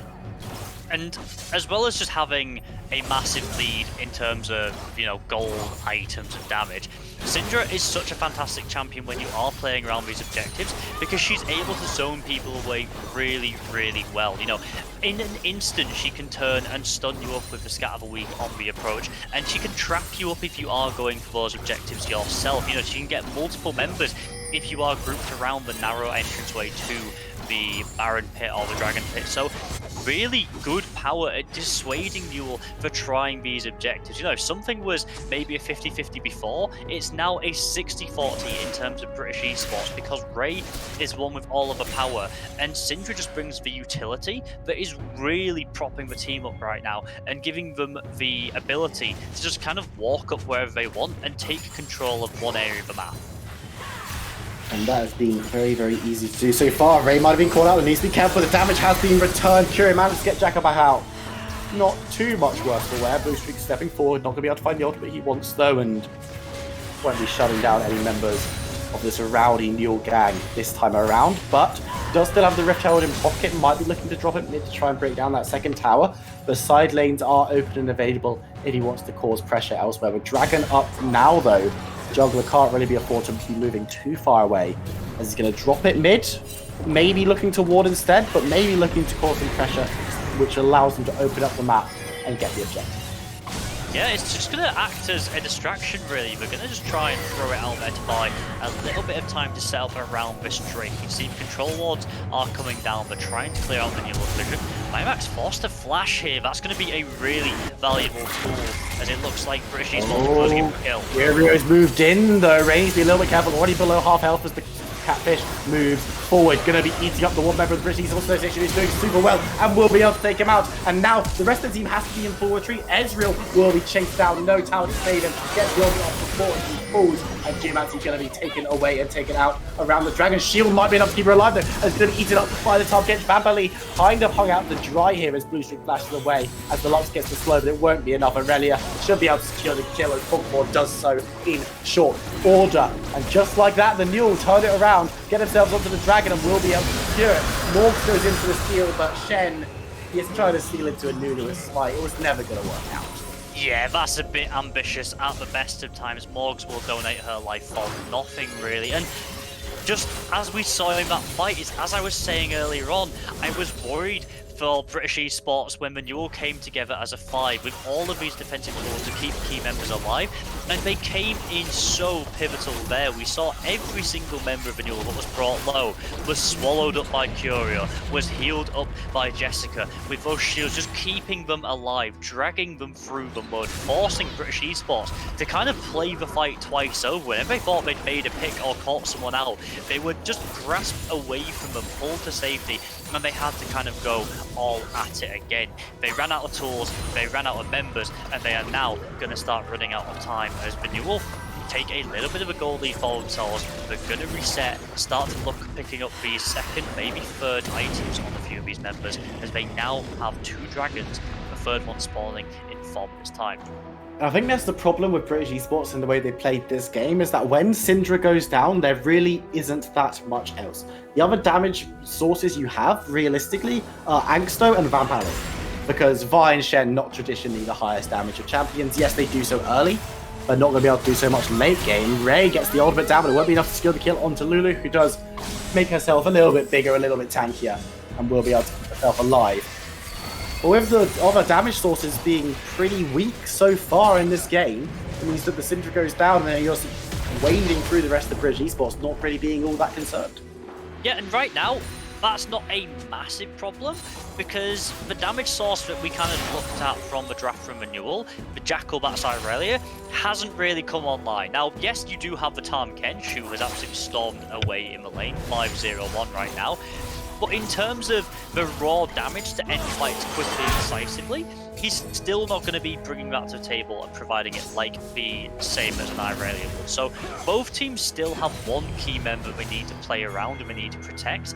And if they lose that, the fight is starting to get a bit more desperate. If Jackalbat does manage to pick up a few kills, recover this CS deficit he's found himself at, we might see that tip more in the NUEL's favour as they have more options to play around in a fight. But right now, that simply isn't the case, and both these teams are kind of one-trick ponies. At the moment, that sure seems to be the case. Curia once again playing Raid Boss as Blue Streak and Morg beat on him, but Teleport coming in, Jackalbat makes it a 2v2. Blue Streak already very, very low. Use the ultimate, there's not enough to keep him alive as he gets eaten and spat out. Morg going to be engaged on by GMAZ. Jessica coming in to make sure that no one's going to fall in this raid. And it's going to be 2 easy kills picked up by the NUEL because they're the quick ones to respond. And there's no dragon to play for, but the tower is here. There's a cannon wave, so absolutely no reason not to try and take this one down. Missile voyage into a mid lane. Curious feeling it. Looking for Angsto, Vampali and Ray are there though, and Curia are going to be forced to move away. Ultimate may be wasted, but it's not the most impactful one anyway, so not going to be too worried by that as Armix moving in to give some support to Tahm Kench. Triple member. It's kind of tied up for these members of British Esports in the mid lane as well. Yes, they didn't gain a whole lot by using the Abyssal Voyage up there, but by keeping Angsto and Ray in this mid lane, it allows more time to push on the bot side. They already got that first tier 1. They might get the tier 2 on the push here as well. Jackal and Geo together, they managed to get 2 towers, so by just pulling these members into the mid lane and forcing them to respond to the Tahm Kench, does allow NUEL to take another key objective. And Kog'Maw's not going to be taking these towers too slowly in the mid lane, so going to be getting some gains there as well. Obviously, nothing as much as getting the tower down because it was full health when they started this play, but not going to be too worried. Jackalbat and Geo have now moved into the jungle, looking to cause some pressure. Blue Streak might have fought out his jungle opponent, but not going to be able to get the kill just yet. This fight will be breaking out. Jackalbat goes low and immediately has to be eaten to freedom. Blue Streak going to be getting the ultimate. Stand United. Morgs comes in, looks for the stun, will be able to land it, and the engage comes in, it comes into Kog'Maw, who's still going to be alive for a second longer. The ultimate comes from Nunu, slowing and dealing a decent amount of damage. Kog'Maw's still alive in the backline as Fatbelly and Angsto both have to flash away. I don't know if that's enough for the end, as he's going to be slowed up by the Bork and taken out by Jackalbat. Fatbelly will get away. But honestly, great play from the NUEL. Everyone's still alive. They can get big gains on this. And they're not just alive, they are all healthy as well. None of the members are really at danger of going down here. They can all still move up to attack this tower. Jackalbat will take a few shots there, but the rest of the members will get to work straight away. One tower will fall with about 10 seconds left before the full roster of the BAE is back up. They'll take the inhibitor, they'll be able to get out free as well and take a reset to the next objective, likely going to be that Infernal. Don't even know if they have to reset for Infernal. They could just run towards it immediately. Looks like that's what they're going to do. Oh, Kog'Maw, buddy. Feels bad. Not able to get a lift, the taxi drives off. It's like when you're running for the bus and the bus driver closes the door and like smiles at you and then drives off. Always the worst feeling, and that is exactly what Kog'Maw has just witnessed. Flash forward from Geomancy, you know, has to get in to secure the dragon, doesn't even get the last hit of it. So, you know, question marks there, but it doesn't matter. Secure the objective, set themselves up for Soul once again. This time it will be Infernal if they are able to do so, and looks like it's going to be able to stop Curia from going back. Jackalbat as well. Are they going to try and force a fight when members are split up? Doesn't look like they'll be able to. I think we're going to move away into something quite interesting, but I think for both of these teams that we saw in our first game, and we're kind of seeing it now. Neither of them have put a massive priority on the Baron so far. You can see that there's a few wards towards the objective, the big purple worm, but neither of them have really played around it that much. They've just been more about finding these picks, finding these opportunities in the side lanes, or just really trying to pressure a lane down through brute force than going for this big neutral objective. Gio will catch out the skull being done there, be able to smite that away from Angsto. That's a nice leash that you provided for the new pet. Always going to appreciate that, but all of a sudden, it really feels like British Esports have gone onto the back foot. They kind of had a massive amount of pressure. It felt like Bray was controlling the game no matter where he went. But after his 2 deaths, almost feels like his confidence has been knocked a little bit. And NUEL are feeling right to step up. Well, NUEL feel good to step up because they've got a lot of engage. And yes, the Syndra is still very spooky. They feel like they've got the tools to weather the initial burst, and they can then turn the style on. They're going to be able to get a stun down onto Geomancy, but we'll have to flash away from Jacobat. Stun won't land from the Aureli this time around as Curio comes in on the side. The NUEL feeling very confident to move around as they please, looking to clear out this mid lane wave. And yes, it is interesting to see your ones decide to start the Baron aggressively, but I think both of these teams know that, or have the idea that it's better to get these kind of objectives when you've killed members of the other team. And Curio now stepping forward, trying to do just that. Won't be able to secure anything just yet. Stolen to Morgan is not the target you want. She's very tanky on the Shen. And NUEL really here could be looking towards objectives rather than running it mid and trying to brute force, but brute force is what they might end up doing.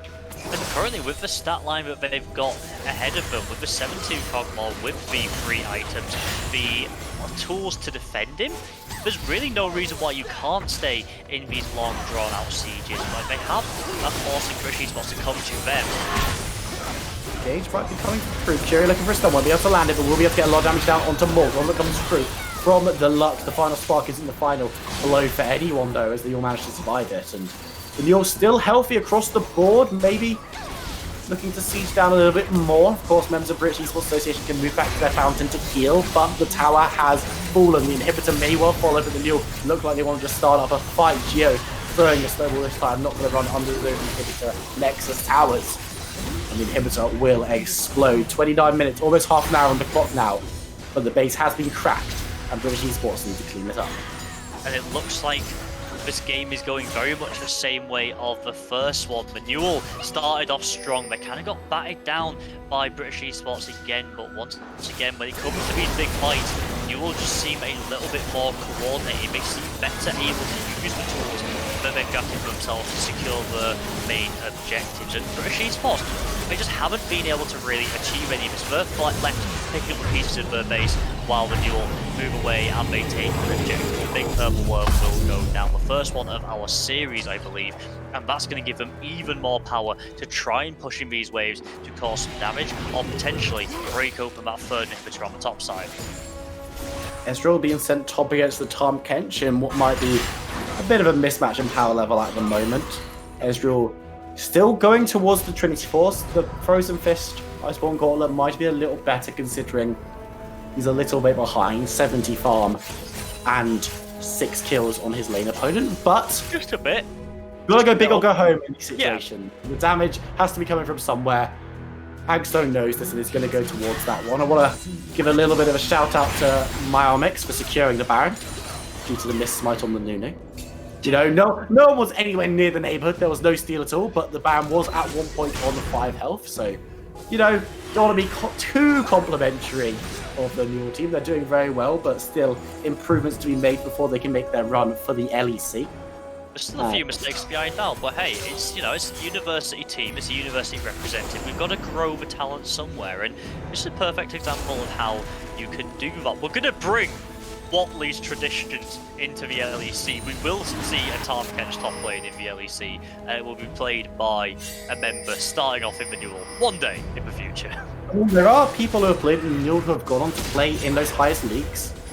course, Kerberos is the name that springs to mind most readily on Unicorns of Love right now, as the team fight will be kicking off. Blue Streak on the back line onto Jackalbat, but Curios has taken barely any damage. We'll be able to get the first shutdown though, and then now looking to turn it on to Tom Kent. The Blue Streak's going to have to flash it, has been used. The smoke stands in the middle of the fight, doesn't go down, but Ray goes low, will be taken out. Geomancy sliding in with the snowball. The Infernal Soul was picked up, so the damage is huge. Going to be able to one shot Blue Streak on that level, and have double kill coming through from Geomancy. She wants to clean up, running forward so quickly. Vampire will explode.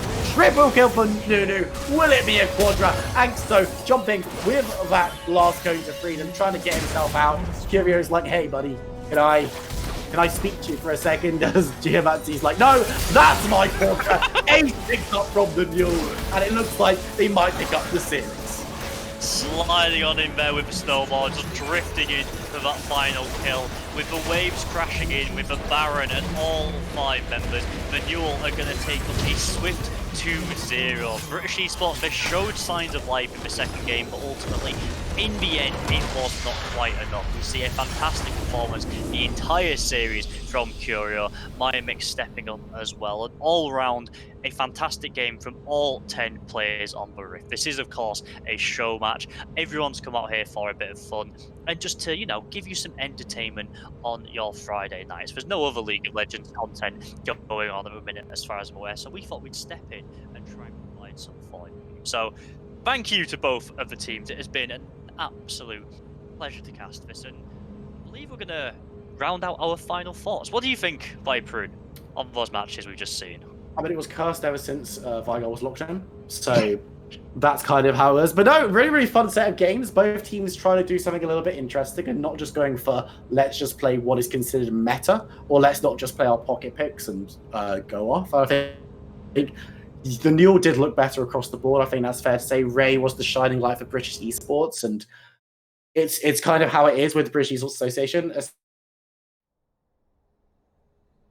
Much more Dota player than League of Legends, but that's a bit taboo to say on a League of Legends stream as well. But no, I think they put up a very decent fight. This game going 32 minutes. It wasn't a hard stomp, and NUEL did struggle at times to break down members of British Esports, especially the Syndra. But in the end, I think they did just have a little bit more across the board, which inevitably does lead to win. We're going to be jumping to a very quick break, ladies and gentlemen. But when we come back, we're going to be interviewing the remaining members of these two amazing rosters. So don't go anywhere. We'll see you in a couple of minutes.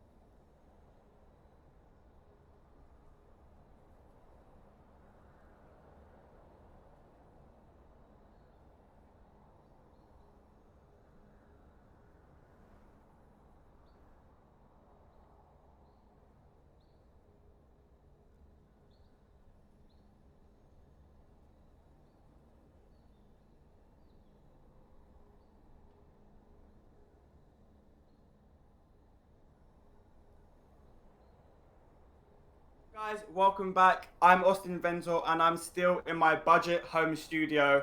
That was a fantastic matchup that we've had. It's been the British Esports Association against the NUEL, but it's not over yet. I've got a few people to talk to from both of the teams.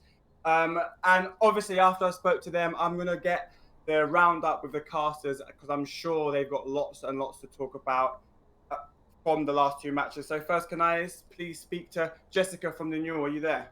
Hi, Hey Jessica, how are you? I'm good. That was a good game, good fun. Good. Yeah. How did you feel it went? Obviously, you've won, so congratulations. Thank you. How did you feel you performed? Um, Honestly, not that great, but it's okay. Curio carried us both games, so didn't need to do anything else. So you're just the shopping in the carrier bags then? Yeah, I'm just here for vision and making sure my ADC doesn't die, but I think mission success. Okay. Well, I know that you've been a long time admin in Counter Strike for the NUEL. How is Yeah. it transitioning from Counter Strike to a MOBA like League of Legends? Um, I've actually played League for 7 years, and it's Okay. actually the game that I play the most. But around the time I joined NUEL, I was playing CS:GO a lot, and now I added bit for CS, League, and Valorant because I just like all the games. So Valorant as well. Okay. So out of because I play a lot of Counter Strike. So out of Counter Strike and League of Legends, which is your favorite? game to play or Yeah, to yeah. admin? Game To, to to play, to play, yeah. definitely League of Legends. It's just Oh, the best game. really? It's more Okay, okay. interesting. You're a traitor to all the FPS gamers out there, but I'm obviously sorry. that's fine. We're here to play League of Legends, so why wouldn't you say that? So obviously you're at the NUEL. What do you do other than being an admin? Do you do anything else at the NUEL? We are just mostly the first line of contact for all our players in the tournament. I love to help out at all our live events, and take part in community when I can. So um, we're just involved with all the students as much as we can, as much as I try to be able to. Amazing. And what's next for you? Have you got any goals? What's where's the career path looking to take you? In terms of esports, I have no idea. I'm just doing it because I love the community and being connected with my university still in university esports as well as everybody at NUEL. It's just something I really enjoy doing. So um, I love spending my time with it, but I'm not sure where the esports industry is going to take me. Okay, well, the esports industry is huge, so I'm sure there's loads of opportunities for you no matter where you go. But it's been lovely to talk to you, Jessica. Yeah, thank Congratulations you. again on the win. It doesn't matter if you're just the carrot in the bag. It's all good. All that matters is that you win and you've taken part, and we've all had a lot of fun today. So, is there anything else you want to shout out before I let you go? um, no, No, sorry. that's absolutely fine. No worries at all, Jessica. That's absolutely fine. Have a lovely Thank day, and you. hopefully I'll speak to you again soon. Thank you. What a lovely lady. So that was Jessica from the NUEL. So coming up next, I'm going to be speaking to Alice, who went under the name Vamp Ali. Ali, are you there? Yeah, I'm here. How was that for you? Commiserations. Obviously, you've lost 2-0. It's not easy losing 2-0, but you guys did well. I mean, I was watching and you guys, I think it was like the 14, 15-minute mark, you guys slowly started pulling it back. I think you took the lead at one point, and obviously then the NUEL guys put the foot on the accelerator and just won. What happened? What went wrong? Well, I mean, we obviously made a lot of little mistakes, but overall we had just a laugh of it. The NUEL obviously a really great team and probably coordinated a lot better than we did, but overall it was a lot of fun. We knew where we went wrong. There's a couple of misplays and miscommunication, but it was all in all fun. So Alice, other than esports, I've heard that you've worked in the service and hospitality industry, as I have as well. How does working in the hospitality industry kind of tie in with the esports, or does it at all? Yeah, so it's a lot of customer service, it's a lot of talking to different people, and that's kind of like my role that I do now. So I'm a schools and colleges liaison officer, so I talk to different teachers and students all the time. So it's all about how you speak to them, how you tell them about esports, and it all kind of links in. It's just how you speak to other people and dealing like admin situations as well about championships. So it's all about time management, talking to different people, and a lot of spreadsheets. So yeah. So I take it that you're a. I guess was you a waitress? So I'm guessing that you was a really good waitress. Well, I was a bit of everything. I was a receptionist at a hotel, and I also Okay. was a customer service assistant. So I kind of did a little bit of everything, and I worked in a bar. So it's kind of a free for all. Amazing. And so you look after schools and colleges. What kind of things do you do when you're looking after schools and colleges? Yes, so I primarily talk to different teachers and different students across schools and colleges in the north of the UK, kind of to tell them what esports is, encourage them to see the benefits that they can get out of it, like teamwork, communication, etc. And then to teach them about our British Esports Championships, which they can get involved in throughout the academic term. We do League of Legends, Overwatch, and Rocket League, and it's all about allowing the students to discover those skills and tying it into their education. Amazing. And if there's another League of Legends match coming up, maybe not against the NUEL, maybe against another team who aren't as good, are you going to be playing? Yeah, I mean, I love to play. I've only just started playing a couple of months ago with the BA team. They kind of been teaching me how to do it. But yeah, we always love to play, and I'd be happy to jump in again. Before I let you go, I just remember that you also played Dota. Is that correct? Yeah, yeah, that's What's the game I originally started on. So Is there much difference between? Lots of people in the stream are probably going to want to shoot me for asking this, but is there much difference in going from Dota to League of Legends? I mean, the basics are there. It's the same like laning system, same like end goal, but the way you get there is really different, and the items are all different, and the like the way the match progresses, that's really different. So that's why I kind of understand what I'm doing, but at the same time, it's a big learning process. Amazing. Well, thank you for chatting to me. Is there any last words that you'd like to talk to tell everyone in the stream? Uh, Anything happening in the future? Yeah, just if you're obviously in schools and colleges, in September you can sign up to our championships, which will go live throughout the academic term. So if you're interested in playing any of the titles I mentioned before, then sign up your school. You hear that, guys? Sign up your school if you're interested. Thank you so much for chatting to me, Alice. Hopefully you have a lovely day. I don't know where you are, but it's sunny where I am, so there's still time to get out and enjoy the sun. Um, Thank you. So that's not it, guys. I've got two more people to chat to. First person who's going to be coming up, again, commiserations, is from the losing team, NUEL. It's NUEL Courier, the only person in the whole match who I knew whose team was on all the time because his name is in the team name is in his name. How are you? You there? Hello. Yeah, I'm good. Good, good, good. So what should I call you? Curio or NUEL Curio? Which do you prefer? Curio or Tom, it doesn't matter. It doesn't matter. Sorry, I don't mind that much. Okay, cool. So you run the Overwatch tournament at the NUEL, is that correct? Yep, I've been doing it for about 2 years now. Awesome. And are you enjoying it? Do you play Overwatch a lot, or is it just the tournament side that you like to run and you kind of just play League of Legends, or do you play everything? I play a bit of both. I played League for a lot longer than Overwatch. But that's because Overwatch is a more recent game. Yeah, I play quite a fair bit of Overwatch. I played with a group of mates in the Belong tournaments. Okay. Amazing. And if you had to pick Overwatch or League of Legends, you can only pick one of them. Which are you going to pick? I think League of Legends has got a soft spot just because I played it for so long. About the same time as Jess, about 7 years now. Amazing. Cool. So at the NUEL, what were you doing before you joined the NUEL? Were you in esports, or did you have another job? So my background from coming into esports came from the Swansea Gaming Society. I just joined up as a random guy, just wanted to play some games, and then I got hooked into doing some more admin work for them. Kind of turned into something that I could turn into a job with the NUEL. Awesome.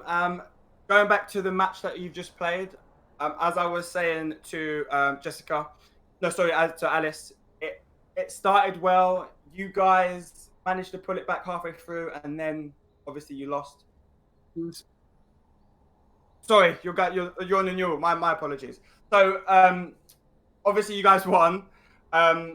What went well, and what do you think was the turning point? Because you guys started to lose halfway through. It seemed like the BEA slowly started pulling it back, and then obviously you guys put foot to the floor and managed to win. What happened? How did you guys manage to overturn them? Yeah, it looked really scary because Rai was on Cinder and he ended up coming out of lane being 7-0, and we were really scared, and we weren't sure exactly how to deal with it. because we thought that team fighting against the Syndra would have turned out pretty terribly. But we grouped a few times and we managed to turn it around somehow. I'm not quite, yeah. It worked out for us in the end. We got a few dragons and then we kind of scaled from there. Well, amazing. You've managed to get the W. You've beat the British Esports Association. Before I let you go, is there any last words that you'd like to tell everyone? Shout out to Equinox in the Twitch chat for selecting my champs for today's games. There you are. If you want to win and you want to pick a good champ, get a friend in the Twitch chat to pick the champs for you, and there you are. There you have it. And last but not least, I'm going to be speaking to Ilias. Ilias, are you there? I am. Hello. Hello, Ilias. So, how are you? I'm feeling good. Yeah, it was a really, really fun game. It was a great experience to be here. So, yeah, feeling good. Obviously, you lost, but it's all about taking part that counts. And I heard that you've obviously stepped in for Gary. Obviously, I hope Gary's okay. I hope everything concerning that is positive. But so you stepped in last minute. Were you prepared? Were you kind of thinking that you were going to play anyway, or did it kind of catch you by surprise? Yeah, I found out yesterday. I was asked to come in, and it's a real pleasure to play League in general. Especially with these guys. They're a lot of fun to play with. They're great teammates. And yeah, it was a lot of fun. I think with League, you don't need too much preparation. I think as long as I guess you have a day, if it's a competitive match, it's fine. But this, we came here to have fun, and that's exactly what we did. So Exactly, and positivity is key. Before I talk about one thing, I know that you was a coach for 6 years. What were you coaching? so I've been coaching League of Legends for around 6 years. But mostly it was about coaching transferable skills that you can get through the game and coaching basically not really coaching, let's say supporting people in not only their growth in the game, but also helping them, I guess, prioritize better, deal with things like addiction. Not formally, but just being a supporting system, and that's what I was doing. I also coached a few teams as well. I've coached maybe 4 or 5 different teams. Yeah, so Wow, coaching so for a while. that's amazing. So you're a coach, and that brings me on to say that obviously all of that coaching experience has led you to become the founder and CEO of Resolve Esports. That's correct. That is right. Yes. So what games do you play in Resolve? What's the main? So Resolve currently only has League of Legends teams. We have 3 League of Okay. Legends teams. Our main team currently sits first place in UKEL, which is the third tier of League of Legends in the UK currently. We're quite new, so we're looking to work our way up the ranks. We also have an academy team which competes in Square One, and we also have a female team which is going to be competing in some leagues soon as well. We do have plans to go into other games in future, but I can't really we haven't got anything set in stone yet with that. So Okay, well, that's amazing. So that sounds like you're a very busy man. Before I let you go, any last things, last words of wisdoms for anyone watching? yeah, I think first of all, esports is amazing. It's a really, really great to be part of this community, and I think there's a lot of stuff for people to do in the UK. Schools are getting more involved. British Esports is always doing a lot of stuff as well. You've got university leagues, and yeah, I'm really, really glad to be here. And I think Resolve, I guess, for me, is proof that if you do set your mind to something, no matter how big the ambition is, you can really, really do it. So just keep going, don't stop. Well, thank you so much for talking to me, Ilias. It's been a pleasure to watch all of you guys play. So that is it for me talking to the team members. I'm going to invite my casters back into the channel now because I'm sure they're itching to talk about the last 2 matches. So, guys, how was it for you? How did you find both of the matches today? I think it was good, yeah. A lot of entertaining stuff. There were some questionable plays, but also some impressive plays from both sides. So it kind of balanced itself out. And yeah, just in these kind of show matches where you don't really know what to expect coming into it, I think we were pleasantly surprised with a lot of the play. Yeah, overall, I think we saw more coordination than we were perhaps expecting at times, and a bit of personality coming out from the players. Like we said, Curio picking his champs from Twitch chat, obviously people's pocket picks themselves, and so it's a nice change of pace from casting high-level games where you tend to see the same 20 or so champions rotated through game after game after game. So being able to do stuff like this for a show match for a bit of fun, it's fantastic for the organizations. It's fantastic for, you know, viewers to be able to just have a laugh and get to know how the scene works a little bit more through chatting to people. And yeah, it's a little change of pace for us to do something a bit more lighthearted. So out of both matches, can you tell me any of the picks that just blew your mind, and why did it blow your mind? Sarge, you can go first. You're the big brain of this operation. I mean, I might be the brain of the operation, but this is a no-brainer for me. It's got to be the Noam Watley tribute, the Tom Kench top. For anyone that doesn't know, we mentioned it on the cast. Noam Watley was a famous player within one of the NUEL teams. He made a really good run, really successful team, and he was renowned for playing off-meta picks in the top lane, and one of his specials was the Tom Kench top. So seeing that pulled out in a show match by the NUEL side is, I don't know if it was an intentional tribute or anything. Like, it probably wasn't. It's probably just a bit of a laugh, but you know, it's a little nod to some NUEL history. So I liked that. Yeah, do you know what? I'm gonna say go back to the first game. I really liked the bot lane that the NUEL was playing. I like the Lucian and the Morgana going. Was it Morgana? I feel like it was. It was the Morgana. Yeah, I was just getting my wires crossed. But I like the aggressive bot lane. I liked how British Esports interacted with it with the Misfortune Leona, also going for something quite aggressive. Sadly, didn't pay off for them in the end. But I do like seeing champions again, like Sarge said, that we don't necessarily get to see too much in higher level play. So being able to see Lucian's styling, especially when Nunu was there as well, definitely something, a nice change of pace. Well, it's been fantastic to watch. Gents, before we round up today, do you guys have anything happening in the future, anything to shout out? You can go ahead, Sarge, if you've got anything you want to... So, I mean, I was just kind of going to say, same as what our guests have said already. It's nice to be part of the UK esports scene. It is a great community to be a part of. There's a lot of joy in it. And yeah, just want people to hopefully spread the message of acceptance, everyone being decent to each other. We know that games can be frustrating at times, and we can all lose our tempers, but just step away from monitor, because at the end of the day, we're all here to have a good time. Everyone's here to just try and do their best and support whatever you can. Organizations like this, events like this, your grassroots tournaments and leagues throughout Europe and the UK. So yeah, get on board with whatever you can. Find out as much as you can, because there is a huge community and stuff going on that's just waiting for people to get involved and more people to expose itself to and blow up even more. Yeah, absolutely. You have to echo those sentiments. But if you guys have been listening, guys and girls out there, have been listening to all of these amazing people talk about what they do at the NUEL and the British Esports Association, and you think, hey, maybe I want to work in esports in the future. Well, Monday on this same channel, we are doing something. And when I say we, I mean Hitmarker Jobs is doing something alongside British Esports Association. We're going to be taking over the channel for an hour, talking through a lot of data specific to the UK League of Legends and esports community in general, as well as comparing it with global and some video game stuff as well. There'll be a Q&A with a lot of really awesome people on the Hitmarker side as well. So make sure you tune in 4 p.m. on Monday. Well, guys, I think that is all we've got time for. Thank you so much for joining us today. It's been a pleasure to watch both of the matches today, and it's been a pleasure to watch both of the teams.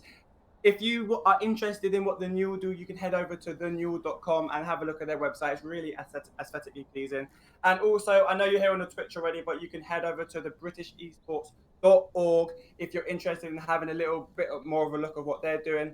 I've been Austin Ventor. I've been joined by the Sarge and Viperoon. And I think that's it. So have a lovely day, guys.